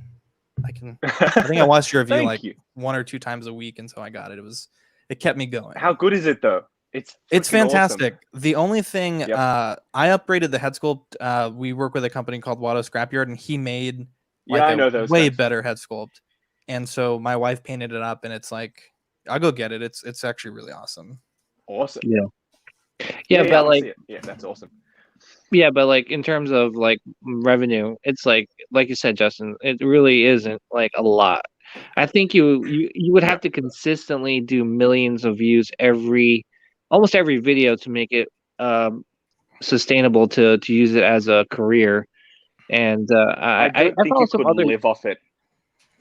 Yeah, absolutely. I think you would need like other supplements, like obviously like sponsorships and stuff to use it as a livelihood or career. It's one of those things where I think a lot of the YouTubers that started from the very beginning, they benefited from YouTube, and using that as a career. And it's harder now just because there's a lot more content creators. On top of that, there's with the monetization with YouTube, they dumbed it down a lot. I'm not sure. I don't know if you got the email, Justin, or optical, where they're going to add like an ad in the middle of the That's video. every 8 minutes. Yep. Yeah. Yeah, so I'm not sure how much that's gonna help. Supposedly it's supposed to help, but It helps will. those quick hit It will help. videos. Oh, go ahead, Justin. It will help, I think, considerably. I get a lot of flack because sometimes you can add videos mid-roll in if they're over 10 minutes. And if it's a 25-minute video, you can pick, where you want to put them. So if I put, say, for instance, 3 or 4 ads in there because I paid $550 for the figure and I'm not doing Patreon or anything and I want to somehow be able to pay off the figure, then some people get a bit angry, but it does significantly help. The more ads that are in the video, obviously, the more that you will make from that video, if that makes sense. yeah. So it can be feasible to potentially live off this if you are augmenting it with sponsorships, which I've actually never done, and if I did, then I'm sure there would be riots in the street. Or if you're getting like kickback from companies, which also I don't get. But I think that if you do the sideshow program and then people buy from that link that you put in, then you do get a kickback. Yeah. So stuff like that can help, I would imagine. But yes, unfortunately, I don't have the the kickbacks. I wish I did though. So, Justin, PJ Optical, would you guys be willing to share approximately how much you guys make from YouTube? Sure. Yeah. Do you really want? Okay, if you want to. I mean, hear it. I'm just You curious. do want this. I'm a tadpole in this pond right now Oh, because we I have can tell you, but Patreon and we have sponsorship, and we make. I guess maybe we can just put it in terms of Hot Toys. We make about 1.5 Hot Toys a month from that, which that's is pretty good. decent. That's pretty That's decent. better than what I made Yeah. overall in the 3 years I've been doing this YouTube channel. I made like $300 in 3 years. That I just converted it from Australian dollars because the Australian dollar number will obviously be higher because our currency is absolutely awful at the moment. But I can't really put it in the number of Hot Toys thing because Yeah, I guess get some you're discounts on Me Hot Toys. So I'll just put in a average dollar value. Sometimes it's higher, sometimes it's lower, but on average about $1,400 a month. Shit, that's pretty Not good. That's not bad. yeah, that's still good though. That's pretty good. It's good, but don't forget that the amount of Well, yeah, I mean that is like stuff maybe 2 figures for that's you. being purchased, Yeah. it'll offset. It'll drastically offset. If I can, let me see if I can turn the camera. All of this stuff that's literally That's way taking more up than the entire room. Oh geez.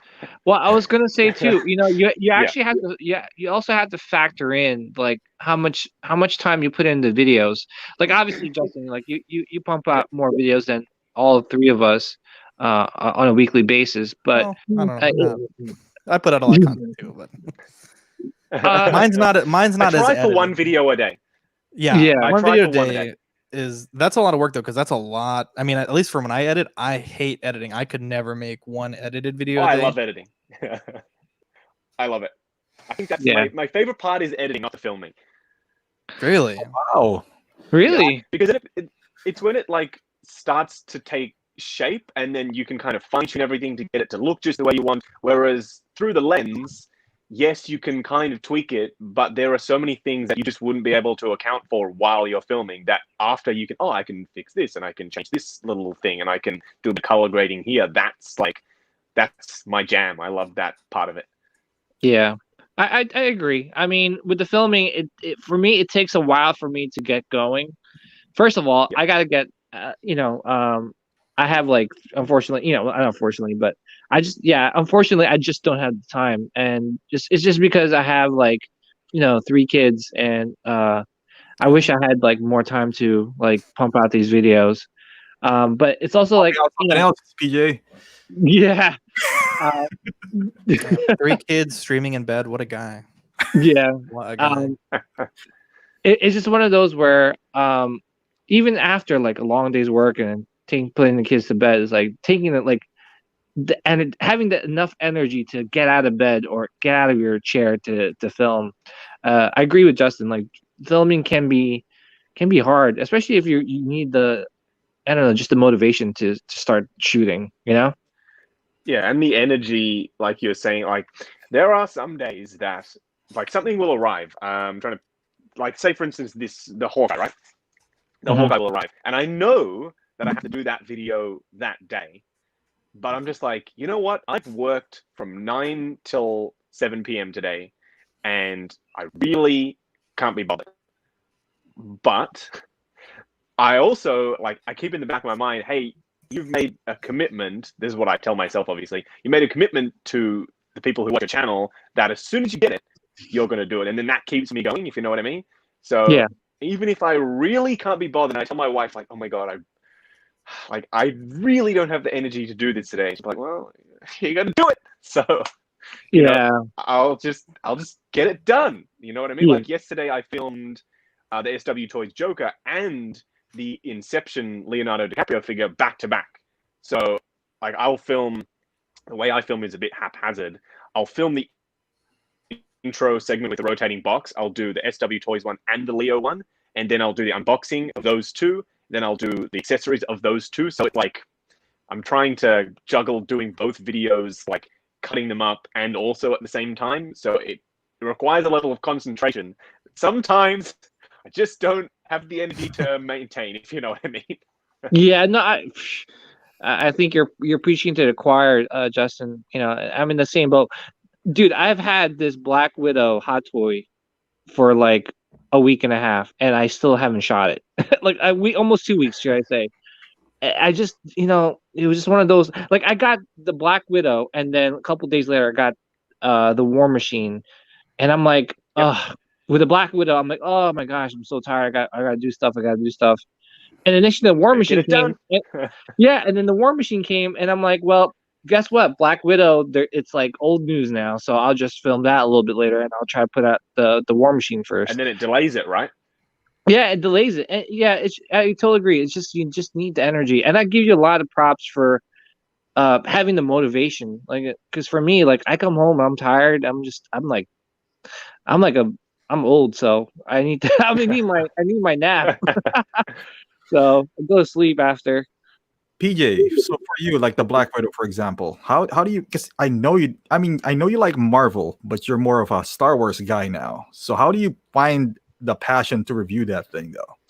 Well, see, the thing is, like, you know, I was gonna just strictly do Star Wars, and um, you know, with the Star Wars, I got like a little bad taste in my mouth. You guys could probably tell with the Gonk Droid. You know, the Gonk Droid. I was like, oh my gosh, like what happened? Like, are you kidding me? And like the price really didn't help. So, and then there was Princess Leia, and I was just like, oh. And then there was Ant-Man, and then I was just like, oh my gosh, what's going on? But then Black Widow came out, and I'm like, wow, this is why I love Hot Toys. Like that head sculpt, that portrait looks amazing. I need to. And then once I did that, then I saw the War Machine, the pictures and stuff, and I'm like, oh, I need that War Machine now. And then yeah, and then I'm back to Hot Toys. And then I'm back to Star Wars. Have you Yeah. guys ever gotten to a point where you guys wanted to quit content creating? And Yeah. if so, let's talk about that moment. Not really. It's something that I enjoy, and this is stupid to say, but it's something that I enjoy, even if nobody watches it. People are probably rolling their eyes like, "Oh, Justin, people are going to watch it." You know, what are you talking about? But like, even if only 5 people watch it, like at the beginning when I started 3 years ago, I would have done anyways more that I was doing it for me, if that makes sense. Like for instance, this guy, right? Like Arc Trooper Echo. I looked online, there aren't that many reviews on it. No, not really. And I genuinely wanted to see a review on it, right? I wanted to see a review on an older figure, and not many people are going back and picking it up, right? So I was like, okay, well, that's a piece of content that I personally would want to watch. so let me make it. Unfortunately, I still don't have that content to watch because I can't watch my own videos. I can't stomach hearing myself. But for everyone else who wanted to see a review of an Arc Troop Echo, well, now hopefully they can get a more up-to-date video. So I've not really thought about quitting the content creating side, but I have at some points, some low points, thought about, hey, well, maybe there's other things that can happen in this room than just having toys in here. I don't have a home office, for instance, and now we're all stuck working from home. Like, what am I gonna do? You know what I mean? Like, there are potential other uses for this space than just being a museum to toys. And my wife has said that as well. It's like, hey, you don't need that kind of negativity in your life, man. Yeah. You don't need that, man. So I remember we had this Anyway. one episode where we always film like in this space, and it's very controlled. Like, I know the audio, like I know where to place the lights, I know where to place the camera, I know how to set up everyone's mics. And one of our co-hosts was like, "Come on, let's do it at my house. Let's do it at my house." I'm like, "All right, we'll go." And we're all thick boys, you know what I'm saying? We're not small. How And many, we get how there, many C's is that? at least 7. And we get there and there's like 2 chairs, and he's like, "Oh, sorry, we never have anyone come over." And this, we're talking like a 25 by 25 inch table. I mean, again, thickness, like just not gonna work. And this was back when we only had 1 mic. Now we have 4. We have 6 actually, but we just had that Yeti, and I had it on the wrong polar pattern. And so I tend to talk the most. I'm the host. And so I was sitting in the position where the mic. What's that? Were you the loudest? No, I Because was of the way you not had it. hearable at all. I was in the one polar pattern where you couldn't hear me. So I talk like 60% of the time, and just not, and it was just the worst. And Wow. while we're having these tech difficulties, everyone's so excited to be in this new space and check out this guy's house. And I'm like freaking out, like, hey, we're like 50 minutes in, and I just realized this is a problem because everyone wanted to skip mic checks. And I'm usually the guy that's like, hey, let's do like 8 mic checks. We got to get this shit working. We skip mic checks. And of course, the one time we skip mic checks is when things go wrong. And on the way home, I was like, fuck it. We're like, half a year in. I could totally just be without this. And fortunately I didn't. But yeah, that was a real low point. And I was like, you know what? Fuck this. I'm just done with this. But we rallied and we came back. And, what about you, Optical and PJ? Yeah, for me, you want to go first, PJ? No, go ahead, Optical. Yeah, for me, I think it was like 2017. I was doing pretty good. When did you start, Justin? I think it was. Let me have a look. Actually, It's like 16. Hold on. 16 or 17 you started, right? I think it might be 17. I'm scrolling back. It's not something that I actively keep track of, unfortunately. 2017 October. 2017. All right. Yeah. So I think I started 2012, but I wasn't really regularly uploading. I just, I'm when I buy one, I upload one. So I was associated now, kind of like Justin with Toys Wonderland. I'm with Big Bad. So as soon as I got associated with Big Bad, I got to pump out at least for a month. And then at that time, it was before Justin, and then I saw these 2 channels. Man, they were just blasting over me. And that, as a creator, you're kind of like, what am I doing wrong? These guys are just, and they were good guys. You got Keyboard Warriors and I Am Toys. They were kind of new to the scene, but they were. Let me find out someone's talking shit about Optical. They were just nothing that they did. It was just about me, kind of like, damn, what am I doing wrong? Because they're blasting through me. They were like 5,000 subscribers, and at that time, I think I only have like 4. And I was just like, and I've been there longer, so that was kind of like deflating as a creator. And you guys know that, Zach, PJ, kind of like, hey, no one's like watching your videos, and you always think that you're putting a good content, but the views is. As much as like Justin says that, I would still do this even if no one's watching. It's kind of like rewarding when you see those view counts coming up, the subscriber 100%. count. Yeah, so that's kind of like the point where I was like, you know what, maybe I'm just not cut out for this. So I just kind of like took a break for a minute, and then it's back to the grind. I mean, I don't even consider this a grind. I'm just, doing what I do now, kind of like Justin. I'm gonna do it anyway, so might as well. I think the real key and I think the message that I want to kind of give, because I was literally in that situation, right, when I was first starting out. So how do you break into a market that's technically already so established? There were so many reviews by the time that I came into it. It's like, well, how do you, get out there, right?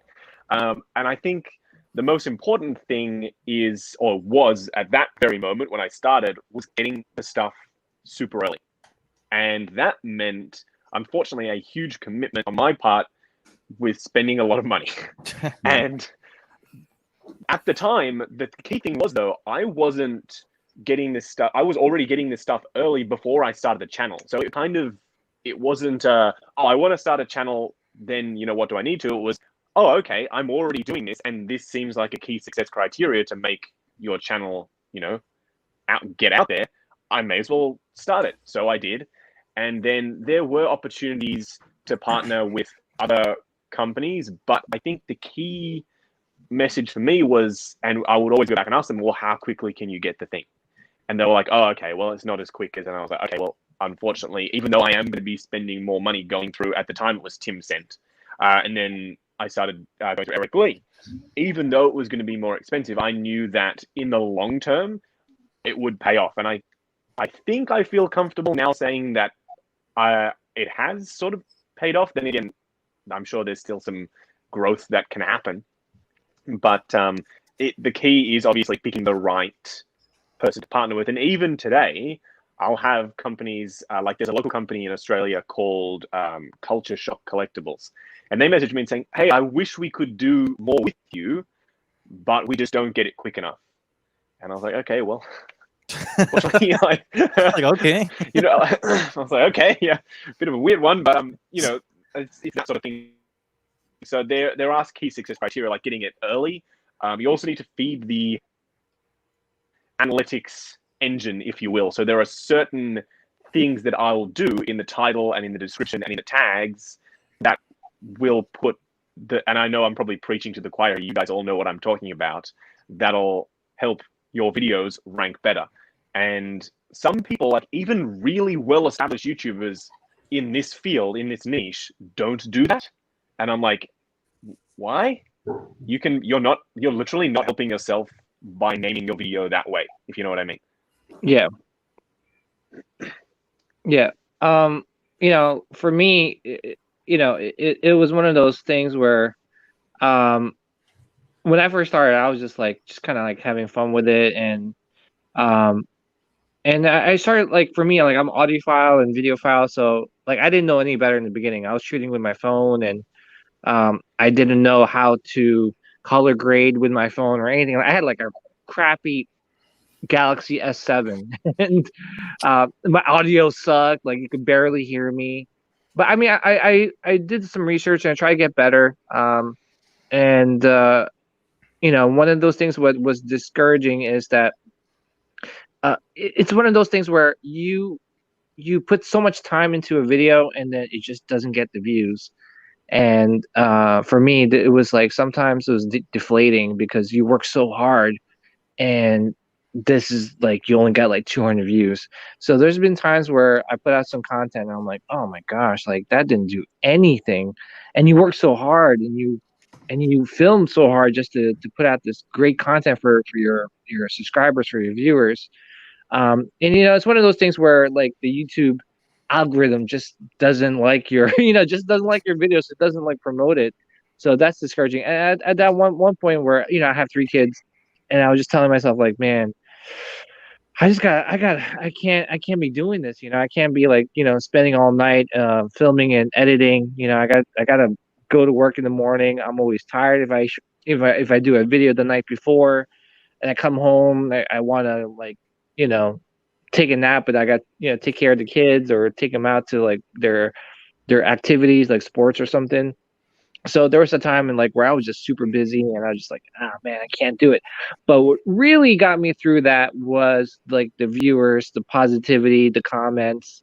That every time I look at a comment and the positive things they say for my video, that just kept on going. And then the friends I made with Optical Zach and Justin now, and like some of the people in the chat, like Mario Cortez, Danny Danny Lee. Yeah, it's that itself is rewarding. There's no money, obviously. We're pretty transparent here.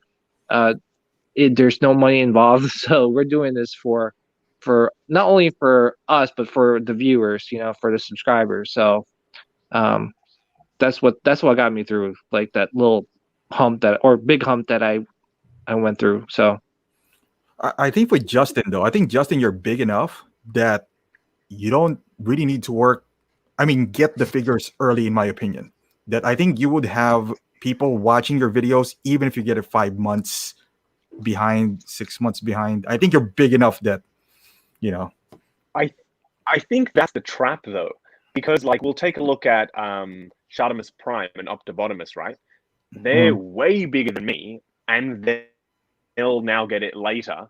But I don't know how to say this without being rude, but they'll get it later. But people won't necessarily watch because they've already seen, and I won't say just my videos, but other content. So I don't know if the size of the channel does matter, because viewers sometimes can be fickle. Like, you'll have your key audience and okay, well, if I put out this video, I'll get my usual, crew of people who will come along and watch, and that's maybe 5 to 10,000 views.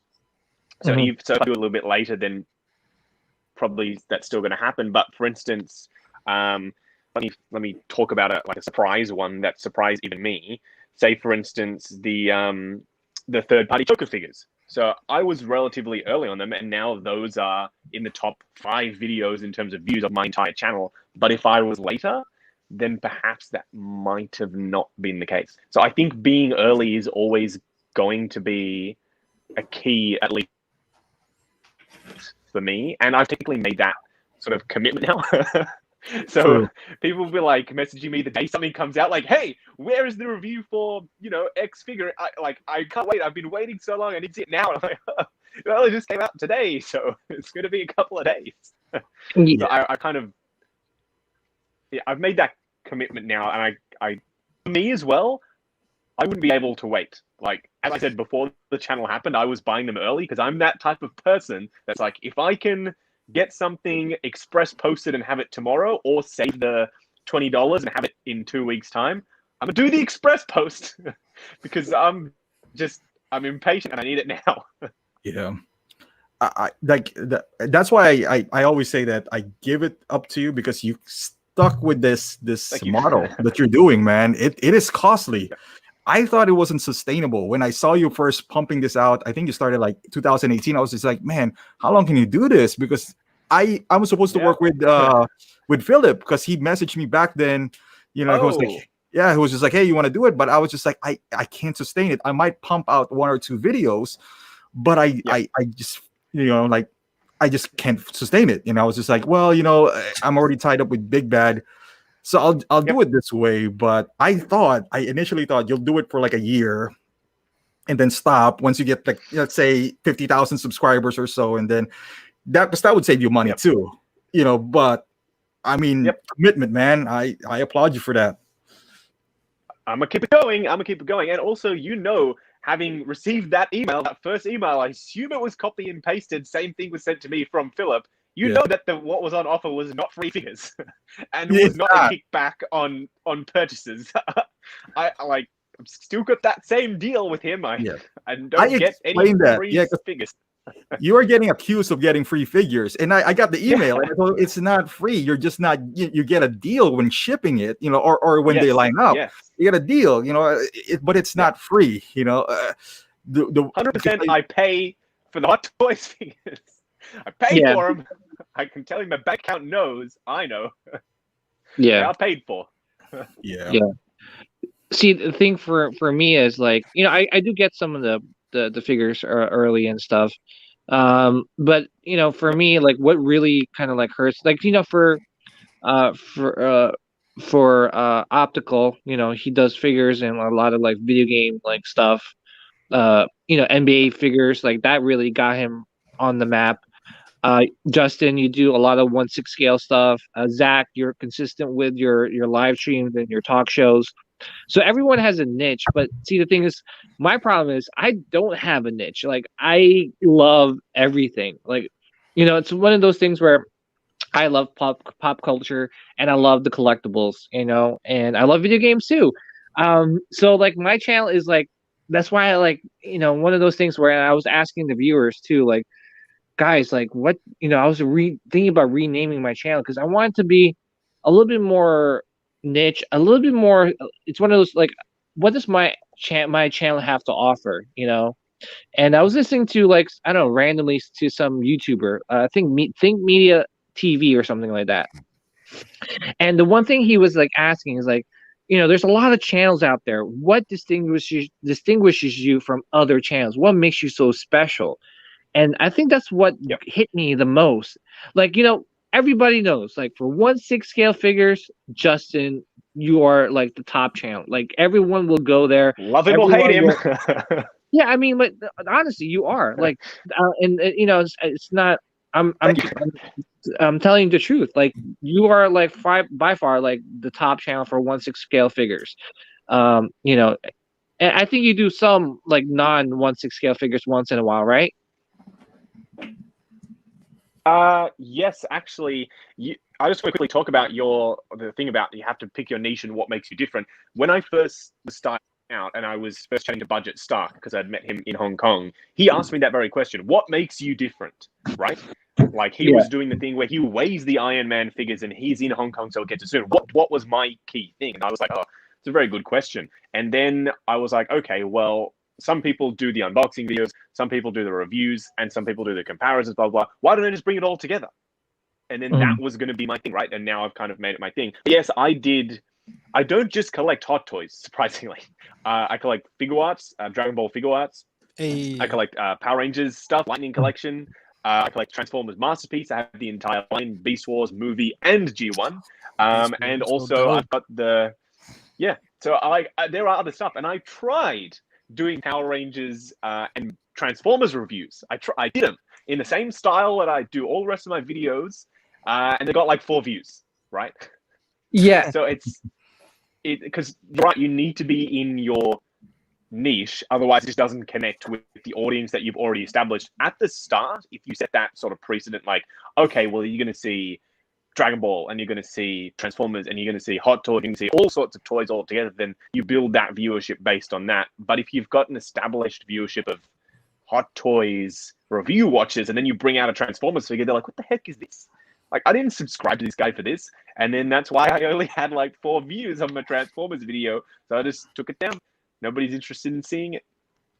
Yeah, and that's one thing, like the brick wall I'm hitting is that, like, I love a lot of things. I love statues, I love figures, I love Hot Toys. I love Star Wars mostly and Marvel. So it's just one of those things where what does my channel have to offer? And like I said, Justin, like yours, it's like, dude, but by far, like, 1/6 scale figures, like you're the man, like you're the go-to guy, without a doubt. And with optical, if I want something like an accessory in a video game, or some of the video game like Last of Us 2, right? And some Hot Toys, some basketball figures, I'll go to his channel. Zach, live streams, like like live streams, podcasts. He's the man, And for me, it's like, what does my channel have to offer? I'm reviewing like a 1/3 scale Heath Ledger Joker. It has over you, right? Yeah. It has a sweet intro. It's your boy. No one could do that. I couldn't do it. At the end of the day, people don't just watch it for the thing, right? They're also watching it for you. So yeah, you will find that people will connect more specifically to you, and they'll watch your content for you. There are people out there who watch, say, Optibotimus's videos or Shardamus's videos or Dean's videos because they genuinely love that person. Like, I get so many people saying, "Oh, I wish Dean reviewed this because his style, I just like it better." And that's like the highest compliment you can give to a YouTuber. You like that person as themselves and their opinion, and you want to hear what they have to think about it. So I think don't discount yourself so quickly. I think there will be and there are people in your audience who genuinely just tune in to see what you have to say. Yeah, I think I have to work on my personality. Yeah, you have a pretty bad personality, PJ. Yeah, pretty bland. No, what I would All say right, though, PJ, guys, though, is it's your boy Paradox Nerd PJ, back what I into would say, another man, video. PJ, you got some good camera work, man. So just stick with that, because I mean, I'm known. On point. Yeah, I'm known Oh, for thank you guys. basically Really appreciate it. mostly 1/6. Fantastic. I'm known for Yeah. 1/6. Like, but Games sent me their Games Guardian Pro. Like, and that's totally out there, because I reviewed one of their if you know video games, like this cases for PlayStation 4. So I reviewed one. It got decent amount of views, like 30,000. So they contacted me, and if you look at my channel, why would you want to be associated if you're a gaming product and you see like man dolls, so to speak? But so they gave me one, and I reviewed it. They and not only that, like some electronic products, and honestly, PJ, like the 1/6, and Justin probably knows, our CPM is probably the lowest, because I reviewed that Games Guardian Pro. My CPM there is $16. So Ooh. $16 compared to $4 on Hot Toys, and I was like, oh Yeah. god. And like The Last of Us, I reviewed The Last of Us. Now the you said Ubisoft or something, the one who made Avengers. I mean, it makes sense because I reviewed Avengers, so I'm gonna get their collector's edition. So they're gonna send one to me. But do what you want, PJ. I hate this idea where you're constricted to, because the people would know. Like, if I just reviewed Dark Knight before because I like Dark Knight, I'll probably get crazy. Because people are gonna give you this advice where it's like, well, just stick to one line, otherwise you lose money. Yeah, but you're also gonna lose your sanity if you collect Marvel. Because there's I agree. Exactly. It's really nice. So and Cletus gives me shit for this because he was just like, oh, give Optical something and he'll fucking review it. And I was like, hell yeah, dude, I'll review your Roomba. I'll review your Roomba. Now you have to do it. Like you said it, you got to do the Roomba review. Yeah, man, we got some Roomba. I always thought of like reviewing that, but because it's a robot, so I can put a hot plate in there. But no, just do you? If the people are not gonna watch it, they don't watch it. You never know who's gonna watch it. Yeah, that's true. I was gonna ask you guys. Speaking of Dark Knight, and I want to ask like you guys because you guys are all Hot Toys collectors. So, 2 questions. What is the state of Hot Toys now? Because usually with Hot Toys, I'm used to like one bad release a year, right? Maybe one bad release. They went like 3 for there for a second. Yeah, there were. I mean, now like with the recent releases, there was like 3 or 4. Maybe 3 bad ones. So, and also what I've been noticing is that a lot of these like 1/6 scale sculptors from like Hot Toys and like Blitzway are like sculpting statues now, right? This guy named Jun or something like that, the guy who sculpted the Terminator, the Wolverine, the Logan from Days from Future Past. He's got a good like portfolio. Like he's in another statue company sculpting this Joker from the Joker movie, and their sculpts are amazing. So what's your thoughts on like the future of 1/6 scale if a lot of these like sculptors are transitioning to statue companies and stuff?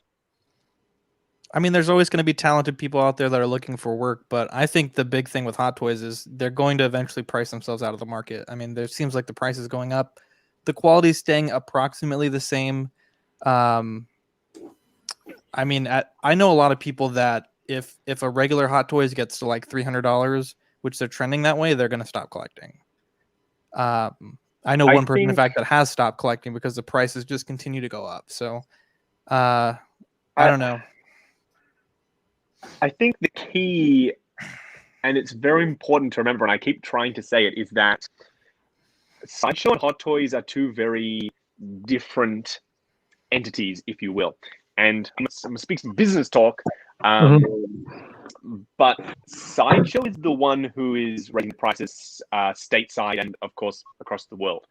If we go and look at the Hong Kong price of Hot Toys, and don't forget, Hot Toys only really care about their local market. In fact, Howard has said that himself. if we look at their local Hong Kong price, it's remained fairly consistent. Like, I don't know. Let me just calculate how much a regular Hot Toys would be in US dollars. I only know in Australian dollars. So let's have a look. AUD. So say, for instance, a regular Hot Toys release would be anywhere from 150 to 190 US in Hong Kong, still to today. Like, that's the price. But Sideshow will adding a heftier and heftier, the heftier Sideshow margin. tax, basically. So if anything, Sideshow are pricing themselves out of the market because Hot Toys have made their money. As soon as Sideshow places that bulk order, they've already gotten shipped their... and delivered their item, they're paid. They're home free. They don't care. That's done. And then their local market defines their production run. So if they get 200,000 orders, they'll make 200,000 figures. They won't make a single one more to have it sit on their shelves because that's just not like their business model. They'll have them sell out because that's the whole production run. It's done. The Patrol Trooper, apparently in Hong Kong from Solo, was only 200 figures in their local production run. 200. Like, oh, jeez.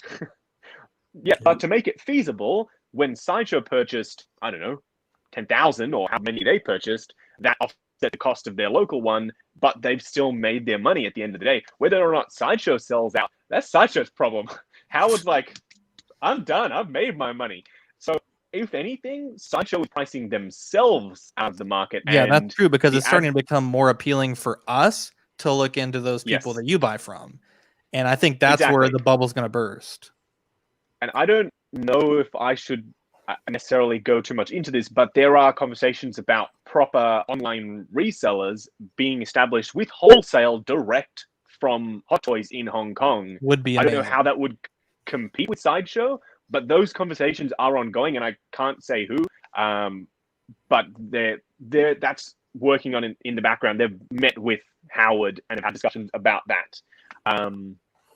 So who knows what the future may hold, but I don't think Hot Toys is going anywhere. They're making just as much money, if not more, than they usually did. Yeah. But Yeah. how about the quality of the sculpts? Because like, I don't know about you, Justin, but man, that was just really disheartening with the Ant-Man. Like, I know you said in your review, like, you don't have to display it with that head sculpt, but still, like, they put it out. It's out there, and it's just like, you're like, every time I look at that, I'm like, oh my gosh, like, it's bad.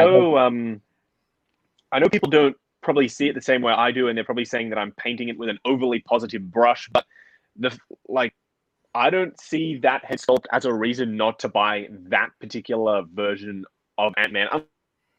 Unless you really, really, really wanted to have it displayed with the unhelmeted head sculpt on it, then yes, I can understand it's a real letdown. But at the end of the day, if it's going in your endgame display or if it's going in your Ant-Man and the Wasp display, what's more badass? A Paul Rudd standing there with a cheesy grin, even if it was done right, or him wearing a helmet with the rest of the Avengers? That's my opinion on it. Oh no, I agree. But it doesn't. It I doesn't agree with excuse it. I'm sorry. I was gonna say I That's agree all right. with your opinion on. I think you mentioned in your review, but my concern is that the actual sculpt itself, like like where you go, oh, like what's going on, and like for me, it's like they've been reusing a lot of like head sculpts over and over again, like that Leia, the Princess Leia head sculpt from the Leia and Wicket 2-pack. You're like, wait a minute, this is the same head sculpt as before. And you did a comparison with I think all 4 or 5 Leias, I think. Yep. And it's not much of a difference. I know you said the paintwork was a little bit different. But it's just one of those things where at some point, when you're gonna start seeing like, okay, wait a minute, why is the quality not improving? The one thing about statues, like as example, like that avatar I have, that this is like a 1/3 scale, like Heath Ledger Joker with rooted hair. I love this sculpt, and when I think of Hot Toys, I think of this kind of quality work, where they're progressing, and I just don't see they're still staying the same. You might have good ones, and then you might have average ones, and then you have Ant-Man. But it's just one of those TFA I things think where- there's always going to be. yeah. I think there's always going to be the ones that potentially. I think what happened was they just gave up on Ant-Man. They had it sculpted. They tried a bunch of iterations. The production date was nearing, and this is not an excuse by any means, but the production date was nearing, and it was like, hey, go, no go. Do we do this head sculpt, or do we pop the old one in the box? What do we do? And they said, hey, let's try something. And unfortunately, this time it didn't work. It was a miss. I'm not excusing that awful decision to make the teeth as part of the face itself. It should have been separate. If there was a gap to the teeth and there was the natural shadowing, I think it would have been serviceable. I think it would have been I agree. perfectly fine. But they didn't do that, and that's unfortunate. I'm not going to excuse that. But then, in the same vein, we do have the new Black Widow, and I think that head sculpt is freaking fantastic. I think that's the best Black Widow head sculpt that we've seen, and I haven't seen anyone say anything to the contrary about that. The Hawkeye, I know a lot of people didn't like the Hawkeye, but I think it's awesome. I compared it to the one that came out just most recently, being Civil War, and I think it blows that one out of the water. But then again, a lot of people don't like that. It's like with anything, right? With any type of art, because it technically is a hand-painted, sculpted thing, Subjective. piece of art. Subjective, right? So just because it works for me doesn't mean it's going to work for you. But I've also started this new thing of saying, okay, well, say for instance, the suit on Ant-Man, people were complaining about the elbow pads and the knee pads may be coming off. And I said, okay, well, show me in 1/6 scale a better version of this exact suit for Ant-Man. Can't. There isn't. They can always improve. There is always an improvement that can be made, right? But you have to always ask yourself, well, how long is a piece of string? Because if they always are changing something because someone's like this, something doesn't like that, then nothing will ever be released. There will have to be always a point where it's I spoke about this in my podcast, it's a minimum viable product. This is what we do. This is Ant-Man. Yes, we could change the knee pads and change the elbow pads, but it would set us back $10,000 making new molds or whatever it is. Is this a good enough Ant-Man? And in their opinion, yes, it was. It's up to us to decide whether or not it actually was. But aside from that head sculpt, I think that Ant-Man was actually pretty decent. That's just my opinion, though. Everyone's opinion will vary. Yeah. Yeah, PJ, I don't think they're regressing. I just think now we're not used to. I think they kind of put their foot off the pedal a little bit. So before we're used to just seeing one, like you said, but now I think they know they're the king right now of 1/6. So they could be like, well, like with the Leia and Wicket, they're like, yeah, you know what? Instead of printing a plastic, we'll get away with whatever it is that they included on the base. Kind of like they're gonna moan and bitch for a little bit, but they'll get over it. Like there are things where I think they have more licenses now. Is it acceptable? Absolutely not, because these are $400-$500 figures. And as collectors, we're gonna be like, well, this wasn't the case with Chewie and Han, with the snow, and now they kind of like slowly cutting cost on some items, which is I think that's the key, though. Sideshow is creating this false, and I don't mean to bash Sideshow. I don't have anything against Sideshow. No, They're creating this false. Let's do it. They're creating this false, inflated, higher price of a Hot Toys figure. Like in Hong Kong, it was never meant to be that price. So you're technically charging $300-$400 for something that was meant to be half that price, and then collectors are getting really upset because they paid such a high price for something and they're seeing a $200 quality item because that's how much it technically was supposed to be.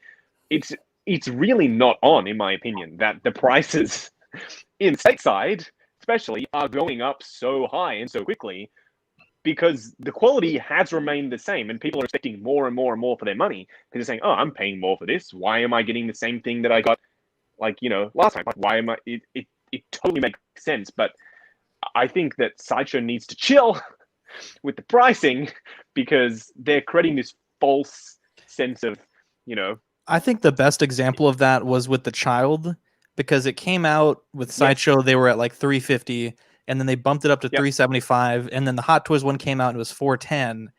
But if the Sideshow tax for that figure, I mean, it's not. I think that Hot Toys would have probably been cheaper if you were living in Hong Kong and were able to get it straight from Secret Let me Base. check, actually. Yeah, if you I'll could check check, out. that'd be great. What's But up, it does create dudes? that false narrative, like you said, that hey, these are actually as expensive or more than our product. Yeah, let me find out. Do you have a more recent one other than the child? Because I had to scroll back a fair bit for that guy. That's the only one where they have two companies making the same figure. I like Mm. Jedi Luke, but Okay, that, all was, right, let me- that was further back. I'll keep scrolling. Hold on. Bless your heart. What's up, Dean? I mean, I got that theory for, Bro, for yo, we got the child. but- PJ's video man. feed now. Look at that. PJ, your video Yeah. is on. I know. It's You see okay. the lower half. I'm not gonna pan down, guys. You won't see my He's shirt cocking it. He's shirt cocking Yeah. it. Yeah. What's up, Dean? That's the What's real going paradox on? right there. What about It is a what about- paradox. I'll just give you, while I'm scrolling, I'll give you a quick example. Captain Rex, right?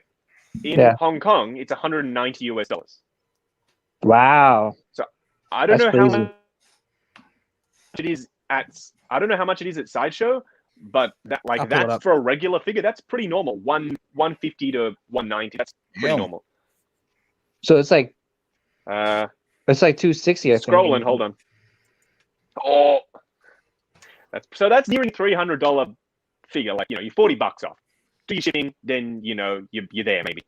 So when people get it and it's like similar to the Sideshow one, because it's both the same person, it's both the same character, you'll be like, hey, why the Sideshow one was 160 when it came out? Why am I paying 260 now? You know what I mean? Like, that starts that conversation. Yeah. Robert says PJ looks like that Conan skit in the year 2000. What the fuck does that mean? I don't know. Oh, that's. I love obscure references. I gotta look this up. PJ, by the way, do you do voiceovers now, or are you doing live? What I did some voiceovers for some of my stature reviews. Usually I'm in the shot, but I did some voiceovers because my hair was like woofing, like because I had like the the quarantine hair going, Yeah. so my hair was like poofing, and I was just like, you know what, whatever. I have the price, everyone. So what was the Sideshow price for the child, the Hot Toys child? So $350? 350, and then they upped it to 375. I think we're talking For about the theirs or for the Sideshow Hot Toys right? one? Oh, I'm sorry. For the Hot How Toys, much it was is 410. 410 at Secret Base. It is 340. Hey, what up? $70 Sideshow tax. So 340 So, versus And 375. then they're charging you again to ship it. And Ship people it have to said you. that. Well, don't forget, Sideshow have to make their money, but Sideshow aren't paying 340 for this child from Hot Toys. Right. They're getting it for the wholesale price, so they're not just making the $70 on top. They're more than likely getting it, I don't know, for around $250.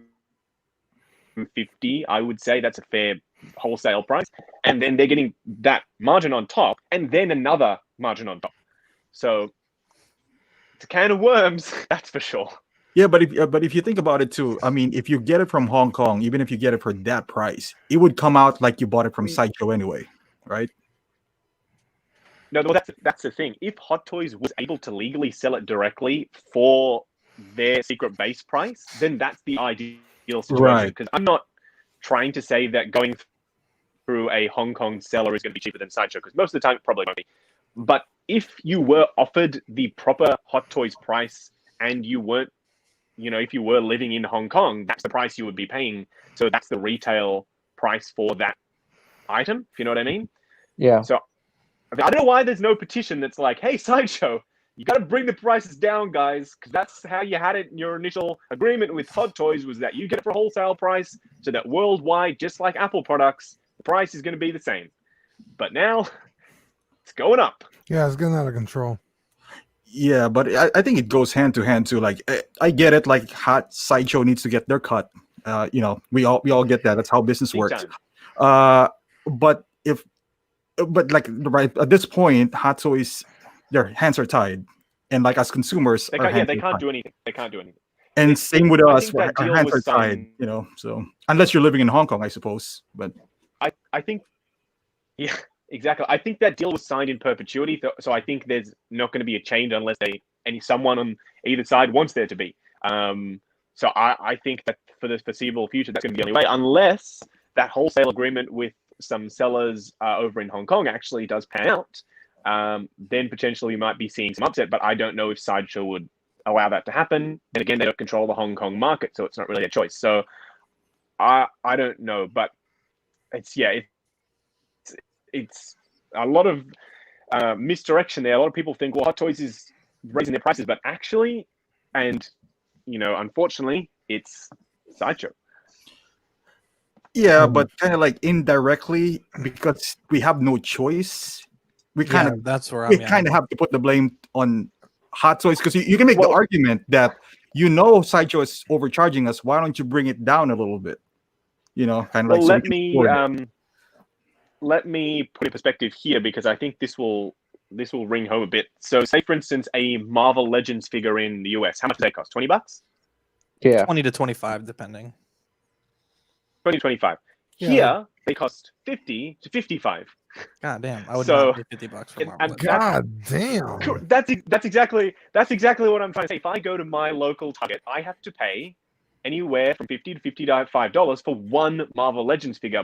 But I know that that's a $20 to $25 figure. So it's like, it's that same argument that's like, it's the exact same thing. But Dude, I would there's nothing I fucking can do burn about it. the I can't get it for Target $20. down.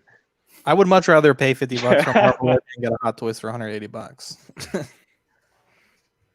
just my. So anyway, Oh man. I think that's the key, right? Like anything that's being bought indirectly, we're at the liberty of whoever is charging those prices. But the item itself was always meant to be the price point that it was asked for. So it is unfair to the consumer to have to pay more for an item that technically was never worth that in the first place. But, and I know I'm beating a dead horse by saying this, but you have to kind of keep in mind that that was never meant to be a $350 toy.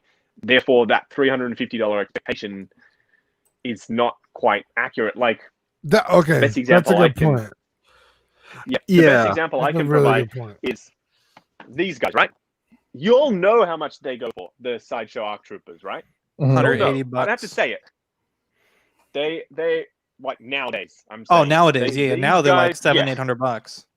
If I had reviewed this and I had said, "Hey, this isn't worth the $800 that I paid," of course, it's not worth the $800 that I paid. It's a $100 and something figure, but like you can't apply that inflated value just because it was what you paid. The same thing can be said with anything that I get from Hong Kong. I pay more, Yeah. but I still review it as a product that the regular retail price was, that's the price point of that item. But I know everyone can't think that way, and I'm not saying you have to, but that's just my mindset on things. And maybe that explains why I'm less harsh potentially, because I'm trying to see it as, okay, well, that's the price point that it was supposed to be at. You know, man, that's a fair fucking point I never thought of. Robert Thank has you. a good question. He says, does anyone buy Hot Toys Oh. piece by piece? It seems cheaper to do that lately. You could buy a character's body for about $100 Really? or two, and then it had to go for about 80 cheaper. I will say this, Robert, the reason why people break down figures is because you make money doing it. Money. If you Yep. wanted to buy everything from the box to the accessories that you want, usually the best accessories, You pay more. something like a T800 jacket. I mean, that's like $100 jacket or a base.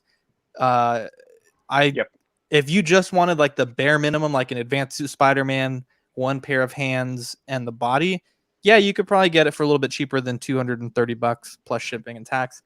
But if you want like a specific accessory like the chibi or the spider drone, at that point you might as well get the whole figure. I mean, I've been buying parted out stuff for like 4 years, and I can tell you when there's that one part that's really crucial to the figure, like a lightsaber or a helmet, like that's going to just bring that price pretty much to be retail.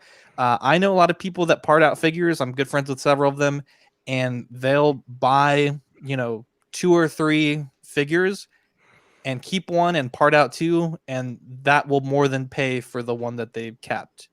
By far, even just the second one will pay for the first one. So for example, Han Solo Deluxe, the smirking sculpt with the Stormtrooper disguise. Oh, People were selling Yep. that LED base for like $150, and that's like a $230 figure. So I've seen that head Yep. sculpt go for $200. Oh yeah, yeah, so, Wow. big time. Definitely. Maybe, like I said, if you just want a bare bones version of that character, you could I- probably do it for cheaper. But I think it might also depend on the figure. Maybe. Yep. Like maybe like the V2 rocket. I mean, Yeah. I don't like if you want see to buy an Ant-Man smiling head sculpt, I think people will probably pay you to take it off their hands. But if you want to buy Yeah. like in Darth Vader's helmet, that's a pretty penny. yeah. I I was gonna would just say- say, Robert, though, that is dangerous in case you want to sell the figure again. That's Oh, yeah, then If you're you're gonna get planning to fucked. resell Yes. this, Yep. then not having a box Yeah. and not accessories, you might sell it for 120 instead of the 200 that you paid to put the figure together. Yeah. It's not just that as well. I've got a bit of an OCD thing where I can't really bring myself to like sell off a head sculpt or something that comes with the Yeah. figure because I know that's then not complete, if you know what I mean. So even though I don't necessarily like that Ant-Man head and I'm probably never ever going to use it, I also wouldn't sell it off, and I'm not going to be selling the figure either. Yeah, It's there's like a weird thing that there's been like a handful of times where Zach's tried to get me to sell something off one of my figures, and I just won't do it. Yeah. Like my Shaw head sculpt from my Sideshow Deluxe. I don't display it that way. It's not even the best head sculpt, but it goes with my figure. Dude, I have no problem. If I get a figure Yeah. that I kind of want for a good price, and I could sell that head sculpt for like $60 and get it for an even better price, I have no problem doing Fair. that. Yeah, Speaking Robert. of I think that's the best thing about it, though, right? And there are so many different ways of doing it and so many different ways of collecting that there's no right or wrong way of doing it. It's a personal thing. So, like, Yeah, usually when I get a figure, anyone that it's wrong. yeah, usually when I get a figure, like Justin, obviously you're getting the camera out, you're getting set up for review.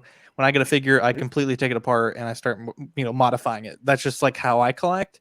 Yeah. The Young Rich, Exactly. for example, I took everything apart and I put joint juice and all the Yeah, let's joints. see the head. made Let's see the head. Oh yeah, optical feature. Can you do me solo cam? Yep. There we go. That's the Watto scrapyard head. It looks Hey, it's not less bad. like his parents. You just walked in on them having sex. This looks actually like Miles Morales. oh my Um, god. Dude, that head Wow. sculpt is way too horrifying for me. But yeah, so this is a little bit better. Yeah, But yeah, Justin- I go straight into modifying, and yeah, you're right. Yep. Everyone collects differently, and I think if people saw what I took apart figures and cut leather and did this and that, they'd probably freak out. But I mean, it makes me happier. It makes my figures better, in my opinion. So that's how I collect. Justin needs some Watto scrapyard in his collection. Yo, Yeah, I actually know of them. I haven't bought anything though yet. I might. yeah, they're good Yeah. stuff. Speaking of what Robert just said, Justin, you unboxed the SW toys. Do you think that would be a feasible thing for Hot Toys? Like, Yep. crappy box, less accessories, but cheaper, Like a slim version, like like a Asuna slim stuff. version. Like Well, this guy. shit, Like, he's already saying that they're only 190 in Hong Kong. But they're gonna get less than that. Like, yeah, to more people can like less accessories. I One think head I think Hot Toys goes for a price point before anything else. So they'll put up on the board, okay, we want to make a Joker, right? Well, they put up the price point and they say, okay, well, within this price point, what DJ's can comment. we include? Let me have a look. Sideshow would still price gouge. Yeah, they really would. Oh man, that was DJ. That was a great comment. Probably, Thank you but so much. I think they'll put up the price point and say, okay, well, what can we include for this price point? And does that include two heads? Does that include diorama style display base? Does that include the mask, the gun, etc.? What materials do we make it out of? And then they will start to fill out what they can create. So if I was to guess what a Hot Toys Joker would look like, first of all, they have access to the actual suit that was used in the movie. I've seen it. I was in Japan at the Hot Toys flagship store. Yeah, they had that in DC Tokyo, event. and they had it there. So if they haven't already taken scans and actual, how you can use those infrared and light things to get the accurate color. Yep. I wouldn't be surprised if they'd already done that for the shoes and the shirt and the vest and everything. So they've also had to have access to that actual thing. So that's probably played into the price point as well. Maybe it doesn't come with the diorama display base with some stairs, which would be awesome. But if it's down to getting everything accurate in terms of colors and seeing actual suit, but we forego that particular accessory, then I think they'll go for that. So it's everything, I think, with them is a trade-off to meet that price point criteria for Hong Kong. When it goes to Sideshow, though, and yes, maybe they've picked 150 to 180, it will probably be a lot more than that. And then that's where you're like, oh my gosh, it's only a dude with one head, a regular display base, a gun, and a mask. Why is it 280? You know what I mean? I was gonna say, because one thing about Sideshow is that not only do they get it for, I don't know, a wholesale price, but they do distribute out to other local comic book stores around at a And I wholesale know price for- as well. Yeah, I was gonna say, like, I know Zach mentioned last week, but certain comic book stores would say, like, maybe they'll get it for, like, say it that Cody was 260.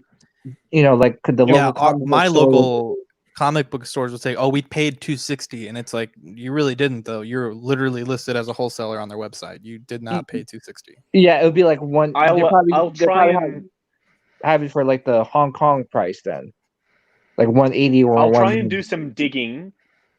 I'll try and do some digging and find out, because I'm talking to the person that's potentially looking at doing the Hot Toys wholesale overseas, and I'll try and find out how much that wholesale price would be for certain items, and that will probably give you an idea of how much Sideshow is paying, because I assume wholesale is wholesale, and then that will give me a more informed decision. But at the end of the day, I have heard from people who worked for Sideshow that yes, it's a wholesale price, and there's a markup still on top of that. Well, So- if you think about it, but- for us, we know a comic store that does get wholesale stuff, and they said if they price at retail, they're still about 40 to 50 bucks in there at a standard like $230 figure for them. So that's them getting it at Sideshow for like 170, which means Sideshow's probably getting them, if 180 is the retail price, 30, 40% lower than that. So, I mean, there's definitely money to be made for everybody. And that's what really pisses me off, is when our local stores try to charge you $300 for a $230 figure, and they bitch and moan that, oh, we paid what you paid. And it's like, you really didn't, though. Yeah. Like, well, you didn't, so. I mean, I get you have staff and shit, but I mean, come on. Yeah. But, I just want to know, like, the actual breakdown, like, because Sideshow, I'll one see thing if I about can find Sideshow. out. Yeah, I was gonna say, one thing about Sideshow is that they have, like, great customer service, right? Like, if you don't like a figure, you can return it. They'll ship you out a shipping label. If you have, like, a figure that came broken or whatever, they will replace the whole thing for free.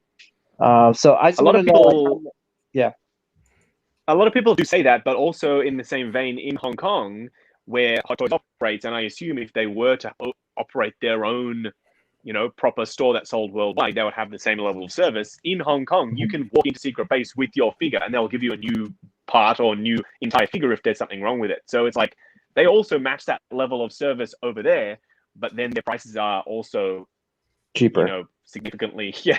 So it's not like it's a unique thing for Sideshow. It's just they are the only worldwide option to provide that extra level of service. And I think they know that, and that's why people sometimes use that as a reason to say, well, I always buy through Sideshow because I get that level of confidence. But if your Hong Kong seller is a good Hong Kong seller, they'll be willing to take that figure to Secret Base for you if you send it back in time and do that, or you take it back and get that replaced. Yes, it will cost you to ship it there, but that service is still on offer through Hot Toys directly. It's just a pain in the ass because you have to be in Hong Kong, if you know what I mean. Yeah, and it's one of those things where you actually, like, say, if I got a figure broken from a Hong Kong reseller, I have to ship that figure back within, I think, 15 days or something like that. Correct. And then they have to inspect it, and then it's just a longer process, obviously. But it is an option.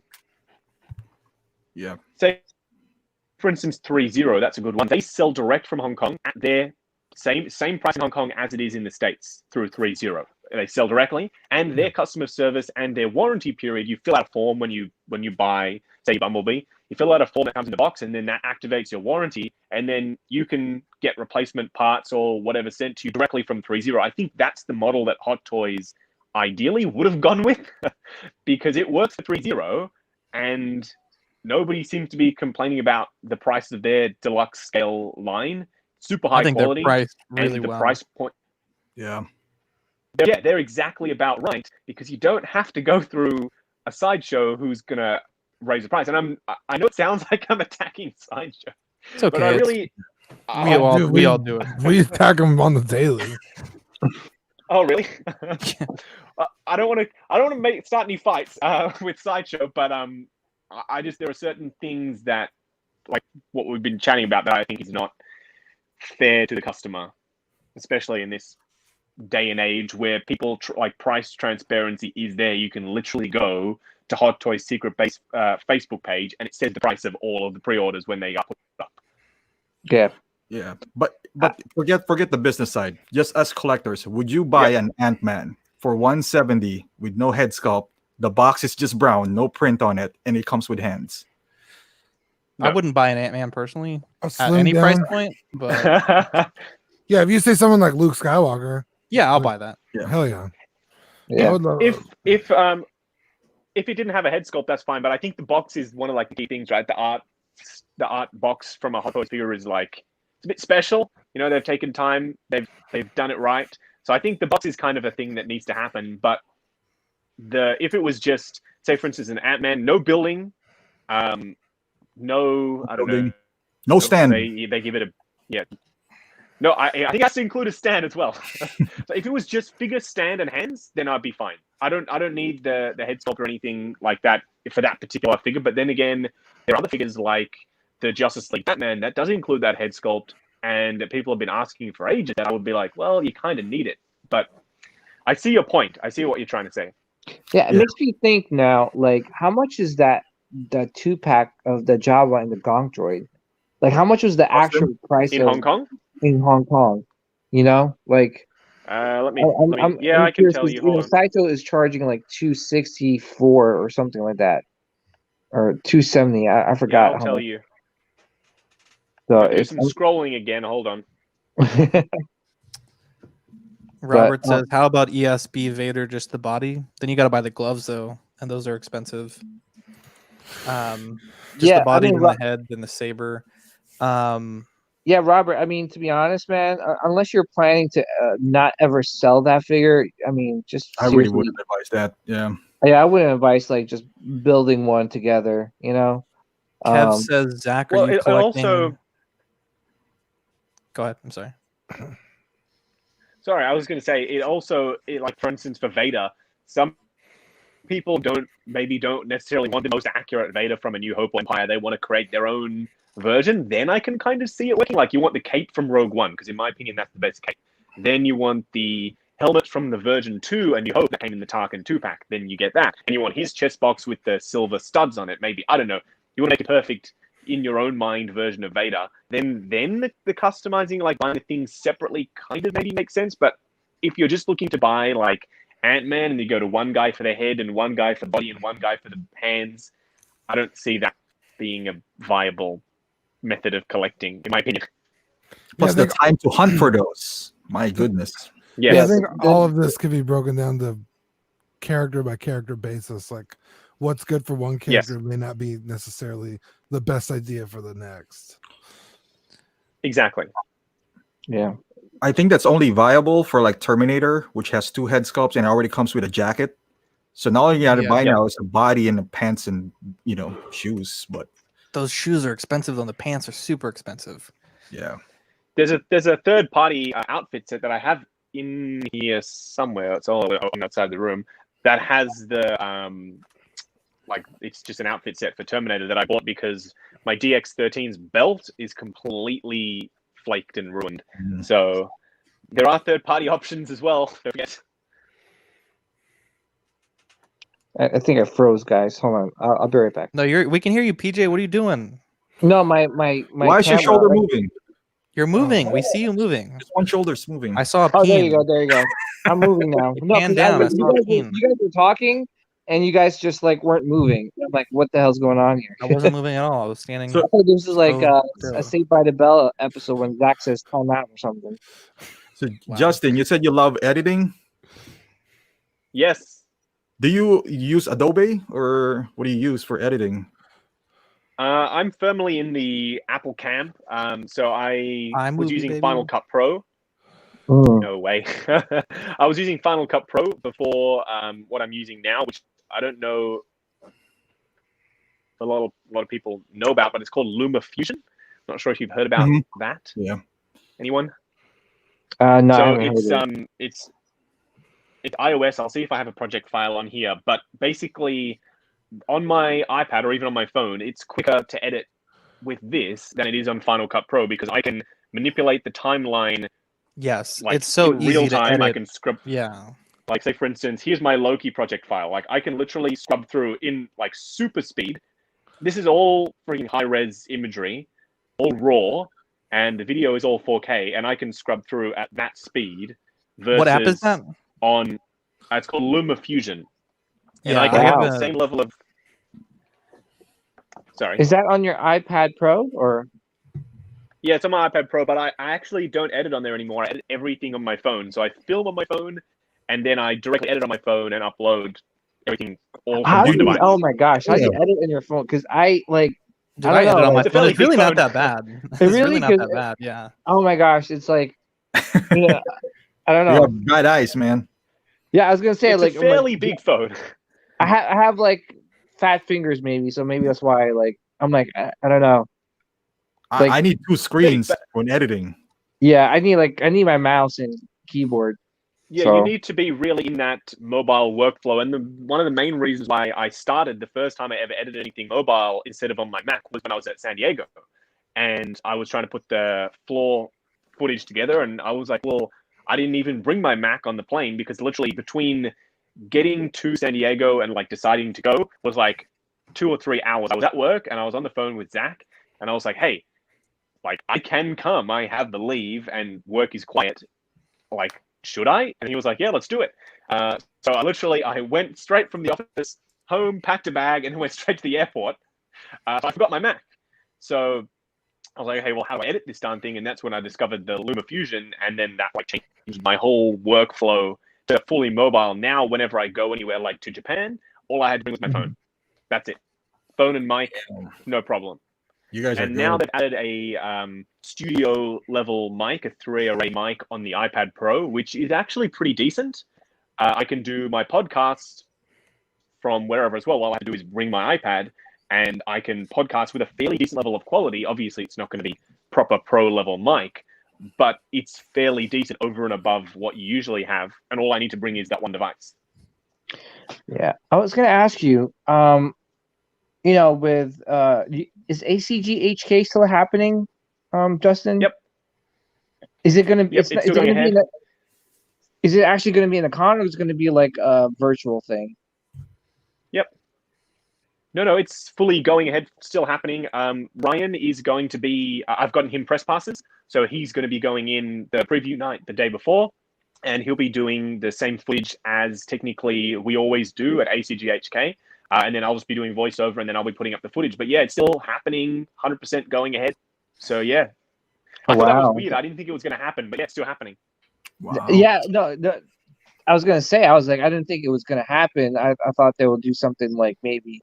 But that's gonna be crazy though, because in those cons, don't they sell like the Toy Fair exclusives there? And so how Yes, they long do. is that line going to be to get that stuff? Easily over 1,000. Whenever Ryan and I were there last year, the line was absolutely enormous.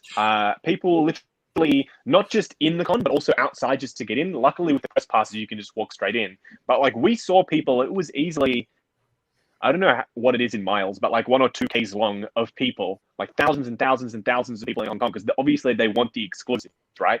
And then the people who, not the actual resellers, but the people who will buy 10 and then sell it for like 5 times the price, they're sitting there with boxes stacked high.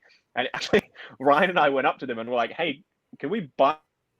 Nah, I'm putting it on, what do they use in Hong Kong? There's a local selling platform. But anyway, the lines are huge is what I'm trying to say. I have the price for the Jawa and Gonk. I've been scrolling in the background. Yeah, how much? In Hong Kong, it was $210 in Hong Kong. I think that would have been a fair price for that damn stupid 2-pack. There you go. Not like There you go. 200. Is it 270? I think it's 270 for that, and that's not even including tax or shipping for that thing. So you're Nope. paying over Yep. $320, around $320 And for the. And that's why I never really mention the price in my reviews, because a lot of people are like, why don't you talk about how much you paid? And I'm like, well, just the amount that I paid is either going to be A, significantly higher, or B, potentially lower than whatever you're paying. So just because of how I see it based on the price that I paid doesn't necessarily work the same way for you, if you know what I mean. So that's why I don't personally mention the price in videos. Yeah. Yeah, I mean, I just I don't know, that 2-pack was, I don't know, Really that was bad. That was really bad. Yeah, it was pricey, but also Sideshow, especially over here in Australia, Sideshow is not our only, like, no one here goes through Sideshow, pretty much, like, no one. So a lot of people in their reviews are like, oh, it's $280, and then like they don't say where, but they just assume that price is like the price. Whereas depending on where you are globally, like I don't order through Sideshow, nobody here does in Australia, and then in Hong Kong nobody does either. In Japan nobody does either. So it's like, just because it's that price in that one country doesn't necessarily reflect the entire world's view of how that figure should be received. So that's another reason why I don't mention the price in my video. Gotcha. If that makes sense. No, think- absolutely. Yeah, absolutely makes sense. Yeah, I do have is this there any? Batmobile staring at me off camera. Well, I was gonna ask you, like, do you think there is any? So those 4 figures that they announced, those are the Toy Fair exclusive. They're not making any more exclusives than that. Were you happy with what they announced, or? No. Some 2099 Spidey, yes, Yeah. absolutely, that's a huge yes from me. I love that. That looks amazing. All the rest, like, what? Like, Yeah. translucent Iron Man, really? What is it? We're gonna do that? Flea Okay. market Iron Man. So no, I didn't like that one. Yeah. Exactly. The Whiplash, I have the Whiplash, so maybe I'm not the target market for it, and it improved the paint application. But technically, it's the same thing. So I'm still going to get it and obviously review it and compare it to the original because people want to know what's different. And maybe they've made some surprise changes, like they did with Homemade Spidey. They made a bunch of changes on him that I wasn't thinking they were going to do. So maybe we're counting it out too soon, but that was a weird one. I don't hate it, but also it's like, why? The Stan Lee is kind of cool, I guess, but how many cameo Stan Lees do we need? Right? Yeah, It's like, are you going to make all 30 of them? Yeah, how many lot of MCU people- movies are out there? Yeah, there are a lot. So a lot of people do really like Stan Lee, and I've already got 2. I don't necessarily know that I need a 3rd. It's like releasing a George Lucas figure, but in all of his different outfits. You know what I mean? Like, We had someone in our chat on one of our videos. They were saying they had some kind of inside information. I don't know how true it is, but they were saying Yep. that they intend on doing every. Well, they or said more. keep cameos. doing Stan Lee cameos. Please don't. Not everyone, but okay. they had no intentions of stopping anytime soon. So Oh, wow, that's okay. I don't know how true I don't know how I that feel is, about but- that one. yeah, I mean, I don't already have said any. I don't have any other info around any. Those are supposedly the exclusive, so I don't think there's going to be any more. But I have been told from a fairly reliable source a couple of things that might be shown at the con, and some things that are potentially going up for pre-order this month. So I don't know if you'll want to hear that or not. Oh yeah, let's hear it. I think I saw someone post about it from you. They like. Oh, you already saw it, yeah. I The, think so.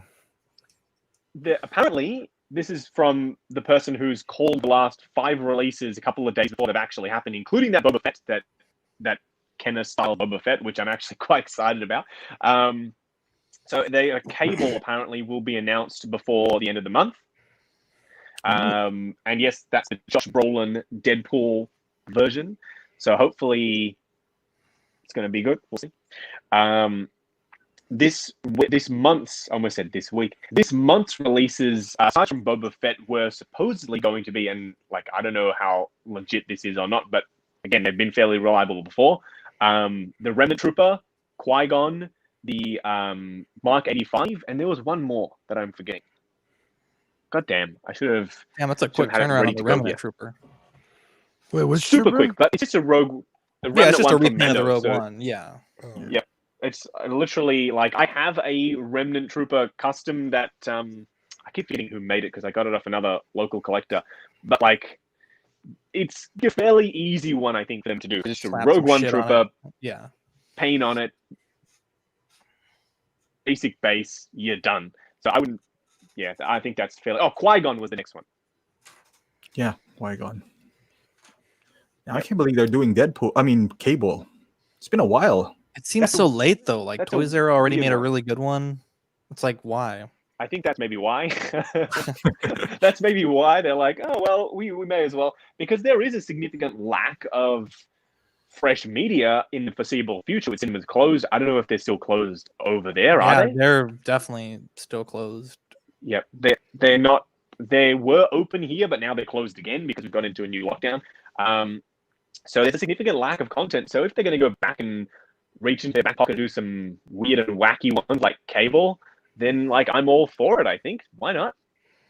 Robert says, "What happened with the John Lennon sculptor? Is she still making sculpts?" That's K.A. Kim, and doesn't she sculpt for Blitzway now? Kim. Yes, she did the Joker. To the Joker. For Yeah. Blitzway, for right? Prime One. I Oh, would okay. marry One, K.A. yep. Kim so fast, dude. She's so beautiful. K.A. Wow. Kim, if you're out there. Who? Mi Kim corazón. Kardashian? Oh, Wow. Dean's just shooting a shot today. yeah. Okay. What about that one friend you hung out with? Would you be jealous? What? That one girl that you're. Oh no. All right, Justin. All right. So, and everyone else in the panel, what is the number one reveal that's going to blow us out of the water with like SDC or ACGHK, like that Hot Toys going to would reveal? Chrome Your C3PO. Everyone's been C3PO? bitching and moaning about it for like forever. Dude, if they came I out think- Poe Dameron, I think the world would explode. Or Just Blue based on Jacket people- Han. Yeah. I don't- think I don't they're want gonna a have Poe. something. They're gonna have something like a Bespin Han there, but they're just not gonna release. They're not gonna. They're I not don't officially understand announce why they that, you do know? that. It's so fucking I dumb. don't tease me, Justin. Well, it's- because I've been asking for this stupid Django Fett in every live I was gonna say 3 years. Django. 3 years. for years. It's not even one of those things where they teased it in San Diego, right? Like, okay, San Diego, Yeah. and they never teased it again. Then They we know it's kept not coming teasing out. it. They keep teasing He's that been at stupid thing. ACGH. He's been at ACGHK New York 2 years in a Comic-Con row and at San Diego. and New York Comic So Con. Dude, rest in peace to I- the people that sold their Django and Cody and all these other figures. Well, Cody's coming out, but all the figures that they teased, rip. That sucks. It's like the best way that I can describe it is like a concept car, right? So you go to a car show and you see the new, I don't know, pick a concept car, but then they'll also have their regular lineup alongside it. That's a refreshed version of that. So you've got to kind of calibrate to see, okay, well, that's just going to be a concept like the Starfighter, Anakin Starfighter. Oh yeah, We of course. all know that's never going to happen. But that's like a big, eye-catching, monstrosity yeah. that's sitting there. That's going to be like, oh, Hot Toys, did you see that Starfighter? It's blowing our minds. One that apparently will be properly going up for pre-order that we saw at San Diego is the quarter scale Mark II. I don't know if anyone's interested. Yeah. That's But actually apparently that's really- happening. Justin, how do you like the quarter scale Mark III? I've seen your review and I'm super tempted about it. Do you still enjoy it? I love it. I love it. I Yeah, want it's it so up there. I bad. don't think you can see it, but it's it's amazing. I love that. The quarter scale stuff I think is their like creme de la creme. They like put so much energy into the quarter scale line. There was one quarter scale Stormtrooper I was told is potentially happening as well that we might see at ACGHK. Okay. Are they going to release it? If anyone- No. Right, it'll be like the quarter scale Kylo that never comes I don't out. know. Yeah, that's what I'm saying. the quarter scale Kylo that we Maybe. never got. Yeah, I wish I the don't know. Hot Toys. Hopefully. I just want to. I wish that Hot Toys would stop doing that. Like they gotta like. I mean, the vehicles. I understand. I totally understand. Certain characters. I don't know. I understand. Like what's that?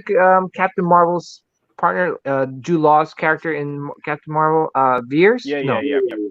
So I'm pretty Long sure Long. that's not gonna happen, right? No. Valkyrie. I don't think so. At least. Yeah, Valkyrie's not good. But Jango Fett, like, come on now. You gotta give I me think Jango that Fett. will. No, I think that will happen. I honestly think Django will happen. So it's too 'cause easy for them not to do. 2025. Yeah, how There's many no head. Bobas do they have already? Like 7. So many bonus. I think Django Fett is a fairly safe bet. It's just they need to literally wait for a lull where they have nothing, which technically is now. So maybe it will happen. But I think that Django Fett, for out of any of those ones that we've seen, I think he's a fairly safe bet. Same thing with the 212 Phase 2 Trooper. I think he's a fairly safe bet. And the same thing with the Airborne Trooper. I think he's a fairly safe bet too. Yeah. I was hoping for like the range trooper, right? Like from Solo or the Minbon trooper. Yeah. Dude, I want to Super. Those guys, they require a certain level of new sculpt, which requires a certain level of confidence in the line. And let's be honest, as much as I enjoyed Solo, a lot of people didn't watch Solo. So when they see It's the a box damn office shame. and the fact that Solo lost money, then they're going to probably just make sense to do your Maul, which is going to be a big hitter for Clone Wars fans, for Maul fans in general, and also for people who like the movie. The 2 Han Solo figures and the Patrol Trooper. That's kind of it, I guess. I feel like all those figures that you just named are either sold out or about to be sold out.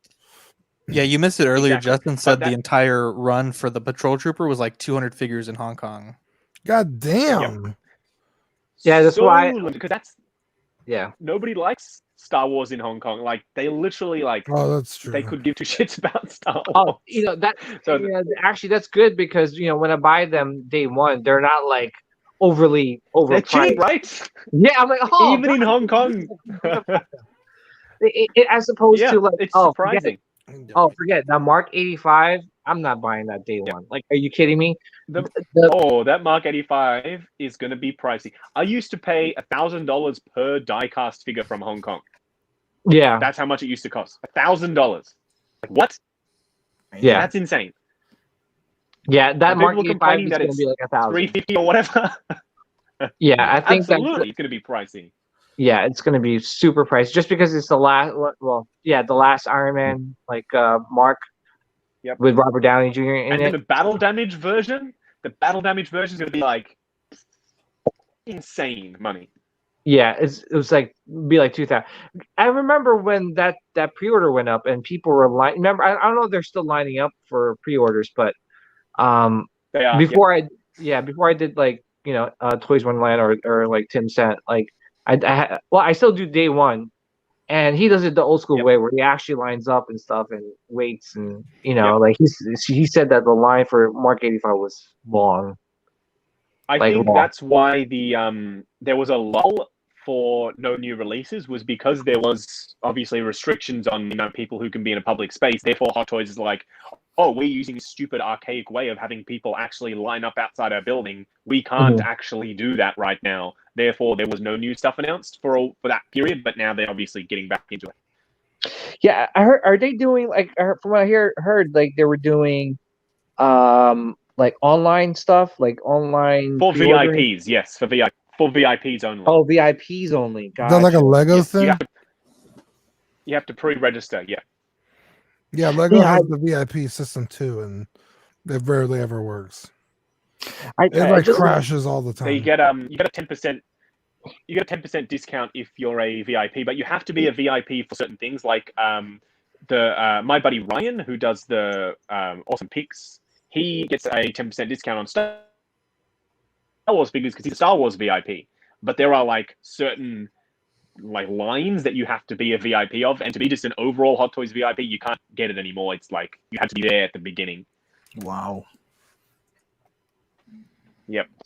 Yeah, it's just one of those like I just wish that there was like a Hot Toy store like locally. Like I'll be there like almost every single day. We got to thank Sideshow for that. You they know, got they were actually quite smart. They got in there and they made sure that that deal was signed, that they are the exclusive distributor for someone else's product for pretty much the entire world except their own local countries. Like that's some pretty good business negotiation skills. yeah, I agree. I was gonna say like, how long is that contract? I mean, like, is it forever? I think it's forever. I think so. Fudge. Wow. We're screwed. Signed in blood. I think it is. But have you ever like? I don't think I've ever seen that for any other figure company. Like that's such a weird arrangement. Imagine if, like, I don't know. I'm trying to think of an example. Like, It'd be like if McDonald's company sold Burger Kings. Yeah. Like you Like, could you only can't get sell Burger your own King at burgers. McDonald's. Exactly. They're kind of how weird is competitors. that? Yeah, it's so weird. It's so weird. It's Yeah. like, how do you even negotiate that? Hot Toys must have been in such an awkward position back in 2010 or whatever it was that started, that they were like, oh, well, this is clearly our lifeline. Let's sign this agreement. And Sideshow's probably helped a bit or a lot, depending on, the amount of the size of the order they placed. But I think that Hot Toys could do it themselves now, honestly. Oh yeah, absolutely. They've grown. I don't know if they're the number one seller of their product in Sideshow's website, but Oh yeah, that's why the price is so high. yeah, I was It's just so gonna say, like, sneaky. yeah, because I mean, there's the statues that they sell, but I feel like they sell more Hot Toys than statues. Just because It's so a little bit sneaky more. though. If you go to Yeah. Sideshow's website, it's not that obvious that it says it's a Hot Toys product. Like it'll say like 6 scale John Wick, right? And you'll be like, Mhm. oh, okay. And then you click on that, and then like right down under manufacturer, you see Hot Toys. It's like, why does that not say Hot Toys John Wick? Why are you hiding that? Because people, they love people to think that it's not a product made by another company, which is just so weird. Apparently, I don't even know if I'm allowed to be saying this, but I'm going to do it anyway. A person who used to work there that we were good friends with told us that whenever there was a Hot Toys prototype, you know how Sideshow takes the pictures with the actors with the figure? Mm-hmm. Yeah. So like Ian McDermott with the Emperor, for instance, right? The Hot Toys staff will be there, but they won't, the Sideshow employees will not allow the Hot Toys staff in the room with that employee. They want to handle the public image themselves. That is so that weird. Isn't that weird? sucks. Wow, that sucks. How That's weird is that? fucking Because bizarre. they know. Apparently, there was one time that there was a meeting that Jeremy Renner put up a picture of him with the Hawkeye in Seoul, in Korea, because the Hot Toys team was there. The Hot Toys team is from South Korea. And they put a picture of Jeremy Renner on the projector at Sideshow, and the guy was like, this can never happen again. How did this happen? We should have been the one taking that picture, not Hot Toys. Because they don't want them to have that direct connection. This is all first-hand account from an ex-employee, by the way. Wow, that sucks though. Like, can you imagine like out in like California and you're like, oh wow, I get to meet the Emperor? No, stand where you are. We're gonna take that figure that you're holding and we're gonna bring it to the Emperor himself. It's like, what the hell? I'll be so pissed. I'm like, oh yay, I get to meet Margot Robbie. No, you're not, PJ. You work for Hot Toys. Stand there. Zach is like, I need a figure. Zach and Optical are like, we work the Sideshow. You stay your ass over there, and me and Zach are gonna go kiss this Margot Robbie in the lips or something. I don't know. You bet your bottom dollar that they tell that Margot Robbie that nothing about this being a product that was manufactured by someone else. They'll be like, look at this, it's available on our website. Look at this, how good does it look? It looks just like you. I highly doubt they're like, so there's these guys from Hong Kong out here. They made this figure of you. I highly doubt that comes up. Yeah. Well, I was gonna say too, like, I think with there's that I don't know, that fine line that Sideshow doesn't want Hot Toys to be in the picture, right? And I also heard that from multiple like YouTubers where they lose their affiliate links if they get their product from Hong Kong From directly. anywhere else. Yeah, anywhere else besides Sideshow. So if But you know, then, but then you yeah. have to wait to get it slower, and then like it's like you're punishing someone for being an affiliate with you, if you know what I mean. Yeah, It's like you it's can almost sometimes those people buy it from Hong Kong and then they Mhm. still promote Sideshow. I've seen that before. So Yeah.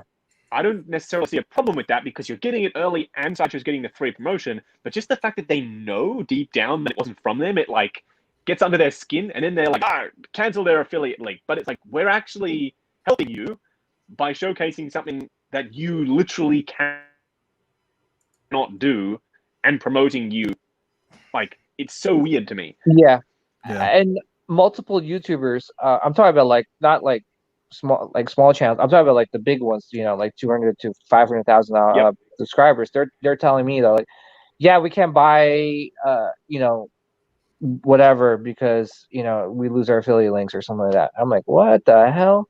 Or they bought it anyway and they Yeah. lost it. They didn't care. Like, who cares? We're not making that much money on affiliate links. Yeah. So, I can tell you I got kicked out. Yep. So oh, um, you got kicked out. I got kicked out. It's not big anyway, and it's Oh, Sideshow? damn. yeah, it's hit or miss. That's why I'm big with Big Bad, because what Or, happened was, it must have been you. I forgot who told me, but yeah. yeah, I got kicked out. So it's only 5% anyway. So you get 5% kickback. The thing too is that if they use a promo code, you don't even get any commission. And most people who buy from Sideshow use the Yeah. promo code. If it's free shipping, Definitely. you don't get a kickback. If they use like any codes on the website, you know, sometimes in Spectacular they do. Then I was like, it's not even worth it. So it's like whatever, you know, kick me out. Yeah, It's a damn shame. you know, but the thing is, you know, what's weird with the affiliate links? You know, people are promoted heavily on their on you know their Facebook groups or whatever, but they don't realize is that you like anybody could get the 5%. It's called the The refer a referral friend. bonus. For a Yeah, friend. the referral bonus. So if Justin, like, I send a referral link to Justin on maybe Endgame Thanos, and he buys it, I get 5%, or something like that. So it's like really, Yep. you don't really need to sign up for affiliate. Like I feel like affiliate links for these companies is not worth it. I know for But it's Amazon, also restrictive though. Like in Facebook yeah, very groups, restrictive. Facebook groups Yeah. that are affiliates, you can't talk about customs, you can't talk about selling customs. It's like, you know, I'm on here just to chill. I don't want to have to edit out parts of my collection because you are an affiliate. And it really makes me not want to post on groups that are affiliates. Yeah, or even that, it's like you can't control people, so they don't know any better, like a new like collector, and they post like a fan art of like, I don't know, Robert Downey Jr., right, or something, or Miles Morales, like, you know, third party, and they don't know any better, right? And then you get punished because you weren't on it like white on rice. So it's just weird. I feel that's why, you know, like one thing is like, oh, I'll try affiliate, like, and then I thought about it. I was like, it's not worth it. It's just not worth it from some of these companies just because they're just asking so much and it's so little return, you know? It's like, Yep. you And they know, watch like, your videos. They do. yeah.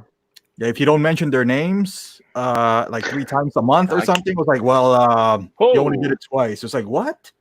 It's like, you actually watched? You actually counted how many times I said Psycho? Yeah. It was intense. Yeah, I mean, that's why, like, you know, for me, I think like some like the affiliate links on Amazon. I don't know how it is now, but from what I heard before, they were pretty good. Like you're getting like 9% Yeah, Amazon commission. is quite good. Yeah, like 9% commission on products. Like if you did like a lighting setup, right, for your display cabinet, and you sell like like 500 um 500 of those lights, right? You get 9% commission off of that. So that's pretty good, you know, compared to, you know, some of Sideshow's you know, stuff. Amazon is hard though, because Yep. you got to be able to sell, I think, every like 45 days or something. And for what we do, that's going to be hard. Like, you know, what are you going to put there? Hot toys? No one buys hot toys from Amazon. It's very rare. Yeah, Yeah. you could try doing like your setup, like your camera setup or something like that, or Yeah. you know, I think, you know, you could do that, and then if you sell at least one, then you're still good. But I heard like Amazon does pretty well with their affiliate links, but I don't know how Big Bad Toy Store is. Are they any good with their No, affiliates? Big Bad. It's not commission based, but they'll give you. They can pay you outright, or you can get store credit. Yeah. So like I Okay, think that's not bad. yeah, I think it's me. Who else? Optimus, Optibotimus, and Mhm. they're all like Big Bad Toy Store, but you can see they get their figures early because if you Mhm. stick with Big Bad, you'll get it 7 months later. So they're buying from Hong Kong. They're but going through Hong Kong. Yeah, they're gonna mention their names, A and lot of people are going through Tim Stent. A lot of people are going through Tim Stent. Optibottomus now goes through Tim Stent. Zach also goes through Tim Stent. I think he's trying to make a big splash, but I actually started off buying from Tim Stent at the very beginning, and I tried to organize some sort of partnership with him, but he was literally not interested at all. And now obviously he's realized that maybe it's worthwhile doing. Yeah. But yeah, the whole that whole thing about getting it early still it's important, unfortunately. Even though I kind of wish it wasn't, but it still is. Yeah, it is too. Is that like, you know, uh, obviously, like with the YouTube stuff, we get cents per per view. I wouldn't say even cents, maybe less than a cent per view. And it's just, with like some of these affiliate links, if you could get a little discount on the figure, great. I mean, it just kind of helps because, for me, it's like, Yep. I think we're all married here for the most part. And it's just one of those things like you have to justify like doing your videos like, hey, babe, like, I know I'm staying up all night and not spending time with you, but guess what? I'm Like right now. using this affiliate link to spend some money so that I could buy that next toy without dipping into our funds or something like that. I don't know. Yeah, Just yeah, to soften, yeah. just to soften the blow a little bit. We're not asking like to be millionaires here, but yeah, just one of those things. Like I wish that some companies have better affiliate links. Actually, Zach, I know you're affiliated with Toys Wonderland, but I'm surprised you're not affiliated with any other like companies and stuff like that. I know 30 sent you some stuff, right? But you mean Justin, right? Sorry, Zach. Sorry, Justin. Sorry, Boy, you mentioned I that. got no affiliations like that. They don't want my.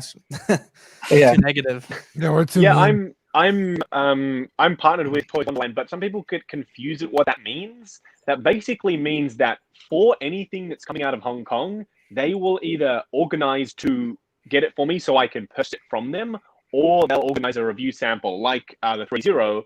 I was having pretty much zero luck going through 3.0. I tried messaging a bunch of times, and then eventually they send me the Bumblebee review sample, right? And that all of a sudden, even though I was a couple of days later than everyone else, is the most popular Bumblebee Deluxe review on YouTube. And they were like, okay, maybe it makes sense to send him some Transformer stuff now.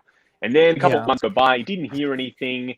And then I hear from Toys Wonderland, from Philip. He said, okay, I've met with the CEO of 3.0 and he recognized that your video is the most popular. We want to send you the big one, the premium scale one, right?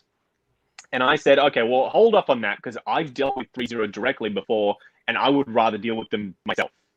I don't know why I decided to do it that way, but I said, I'll try and deal with them. So I emailed them and I said, hey, I've been offered the sample through my supplier, but I'd rather go direct.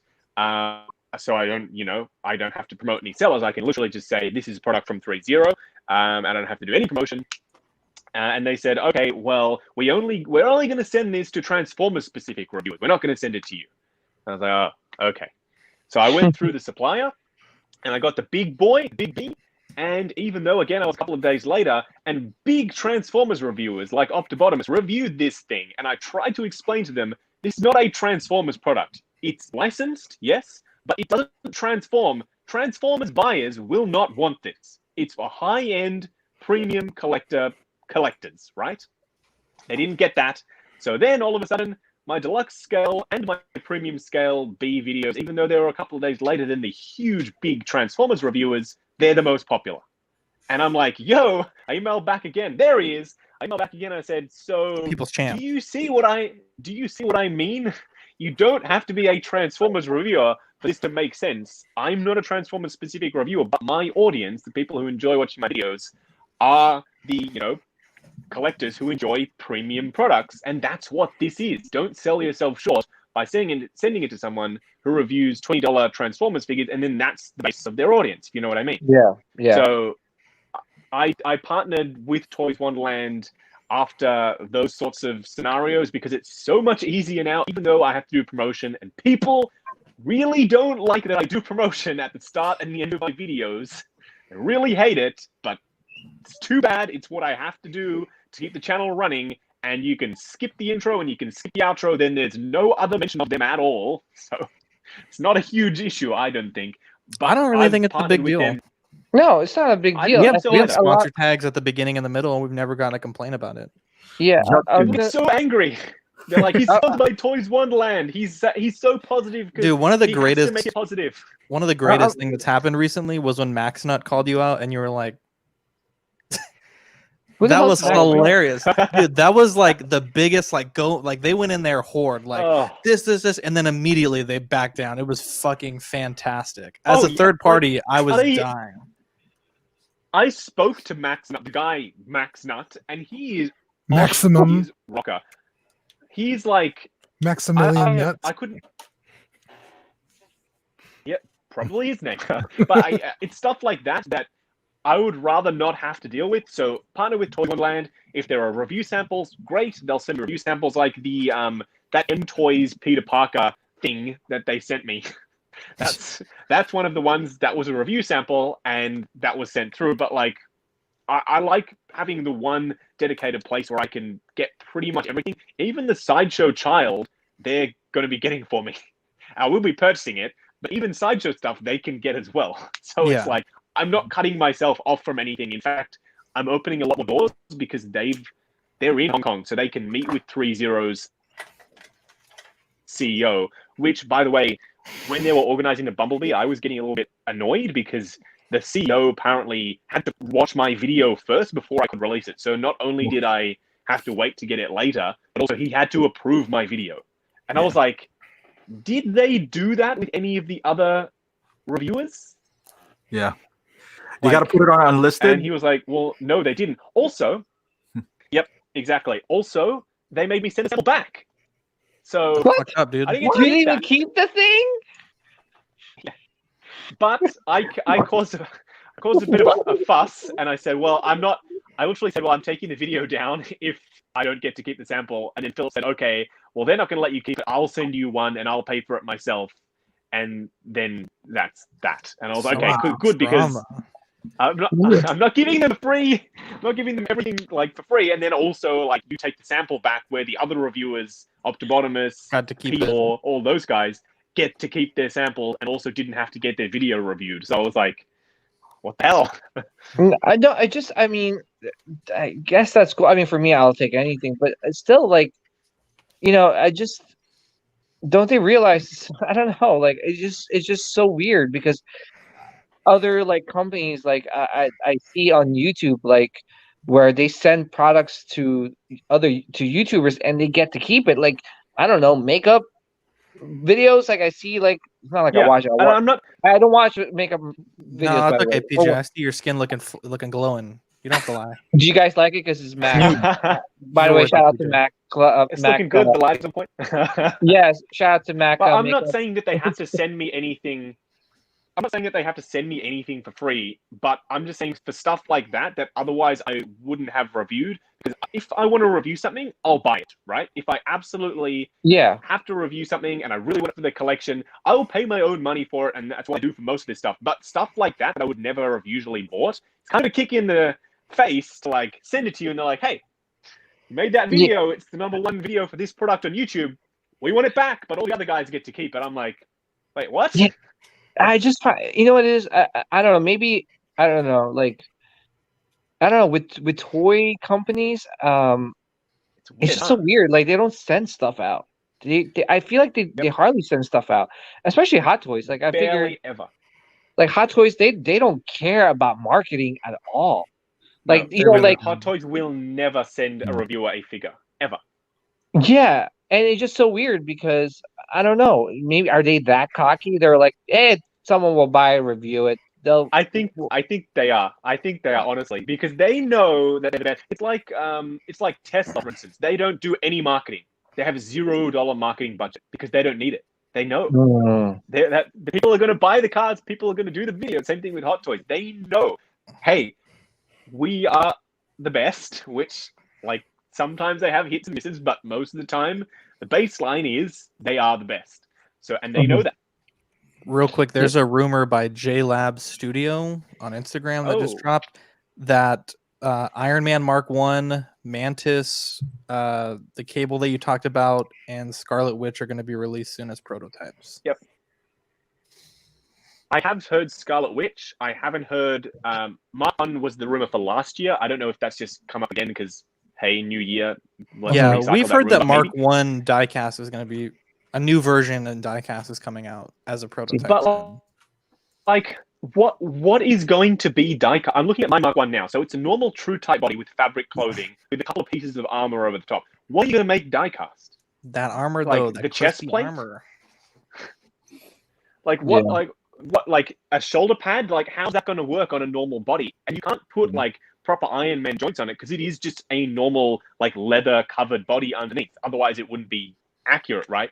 They So could what, are you rivet gonna the make it so diecast heavy? to the fabric like they do for Boba Fett. They rivet those into the, But you- the jacket. You could, but like that's not metal. If they can make this metal, then like I don't know if that's gonna how they're gonna do it without it either the joints having to be all ratcheted and it's not gonna be what you'd expect. I think it's gonna be a tough decision. I think that's why they haven't done it so far. Because like how do you if you sit down and properly think about it? How do they think do they the usually power die armor cast. from Fallout? Was that diecast? I thought that was plastic. Is it Who made that? I think it's plastic. 3-0. 3-0? 3-0. From Most Fallout. of the 3-0 stuff. Maybe the boots and the The helmet usual- could be diecast. But then how would the helmet could, attach? but then that's a good Exactly. question. The helmet would be too heavy. The joint would have to be super strong because the stuff that's usually die-cast on an Iron Man figure is what? Feet, Yeah. thighs, biceps, and shoulder Some of the pads, and then joints. the internal structure. Right. Yeah. So like take away the internal structure because you know it has to be a regular human body underneath. Like what else can you make die-cast and not sacrifice the longevity of the joints? Perhaps like if you have a die-cast thing on an arm and then it doesn't have die-cast joints and you move the arm up, what's going to hold that arm up? Because like it's going to be heavy if you're making those metal like the forearm things with the flamethrower and all that. Like it's not as easy as people might think. I think that's why they haven't done it. Threshold usually for diecast? Because I've had some that seem like they're a lot of diecast, some that aren't that much diecast. Like, does anyone know what the minimum requirement is, or just any piece of diecast Maybe makes the whole thing a 30%? diecast? I feel like it's like 30. I feel like the Mark III doesn't have that much diecast, and that was one of their first. Maybe ones. if they just make the feet out of diecast, I honestly will be happy. That's because if you make anything else out of diecast, I don't think it would work. No. Like, That's a I'm good looking point. at it That's a right good now, point. and I'm like, what else could you like? It would be too cumbersome for a normal true type body. Yeah, and you know, like you remember those the picture in like the instruction manual where the guy's like dropping the figure on his foot. Like he could literally, it would be like him dropping it on like his leg and breaking his leg in half if the whole thing was diecast. But I think that they'll do the feet maybe. yeah. But I was gonna say if Scarlet Witch gets announced, I am going straight to Steve from Rogue One 6 because he said that. Because for me, Justin, like and Optical and Zine and Zach, is that for me, it's like if there is a figure that's sold out, and it's going for a really expensive price on eBay, I'm not gonna buy it. I'm gonna wait for the reissue or the re-release of that figure, or the third party one. Did you hear the other rumor about what's going to be potentially shown or go up for pre-order? Oh no. The the super expensive Iron Man 1 mech test Tony Stark with the I've got him here. Let me this guy. Oh wow. Can we zoom in? So that guy apparently yeah. Solo cam. I will take the camera. Yeah, the guy wears the mech test flight. Oh, okay. Didn't somebody make a third-party version of that? Yeah, it looked pretty Somebody good. did it, There is going to be a third-party version, yes, but the Hot Toys apparently are going to reissue it. Nice. Wow. See, and that's one thing with me is, guys, is that like I'm a patient collector. For me, like if something's sold out, like if there's a chance for it to be reissued or re-released, I'm gonna wait. Especially with like Marvel figures, I feel like they do that a lot with Marvel figures, right? Like they don't really reissue a lot of. Well, I mean, with Star Wars, they reissued sort of the Death Trooper. They've done a few Yes, reissues. They did kind Han of. and Chewie back Yeah. in the day. Yeah. But there will be improvements, obviously, in this Tony. There'll be probably better paint app. Maybe the accessories will be a bit nicer because this one kind of feels a bit fragile. So there'll be improvements, new base, obviously. So I don't mind all too much if we're getting a figure that's really well loved. Like that figure goes for almost $1,000. So I don't honestly mind. The doorbell is ringing for some reason. I don't honestly mind if they go back and do improvements, but if they do a straight up reissue, then yeah, it will be a problem. I might have to head off soon, guys. I don't know if that's Yeah, I'm gonna get going here in a little bit. bit. All right, let's wrap this thing up now. We're like in the 3-hour mark now. Yeah. Not Well, bad. I'm glad that I caught you, Optical, and I'm sorry for bombarding and jumping on your stream. Oh no, thank you for joining in, man. Yeah. You gotta do this No again. problem. Yeah. Yeah, definitely. Optical, Zach and Dean and Justin, it was a pleasure being on the same panels with you guys. It was a lot of fun. PJ, you fucking angel. Dude, You're an PJ be angel. slaying it with the makeup though. Yeah, dude. Shout out to Mac. Please buy their products. I feel like Get the Paradox Nerd line at Sephora now. lipsticks are next. No, I was kidding. But yeah, Optical, whenever you're down for a live stream, Justin, Zach, and Dean, if you guys want to hook up, let's do some live streams and gotta talk more Hot Toys. I feel like we only grazed the Yeah, surface. definitely. So There is so much to talk about. oh Yeah, absolutely. Justin, you kind of changed my mind on some things about Excellent. the retail price for here isn't the retail price for real, The and so intended, we're yeah. holding it to a standard that is Yes. almost unfair. Exactly. Because those cucks at Sideshow. Yeah, but have unfortunately, it's like, well, $7. how else am I supposed to see it? I do have to pay those That's prices. the problem. Yeah. But you may do. I honestly, I never consider that. So And Justin, I way to really go, hope, man! You changed my minds. yeah, Thank you. I really hope that that thing pulls through where there's someone could buy it wholesale I and hope sell so. it to. Yeah, that would really help. Honestly, I hope so. I really hope so too, honestly, because that would yep. help a lot with the price. I feel. So Love you guys. We can hope. All righty. all right, guys, All right, guys. Yeah, Catch you Good later. night. take care, everyone. Have a good night. Bye. Bye. Bye. Bye.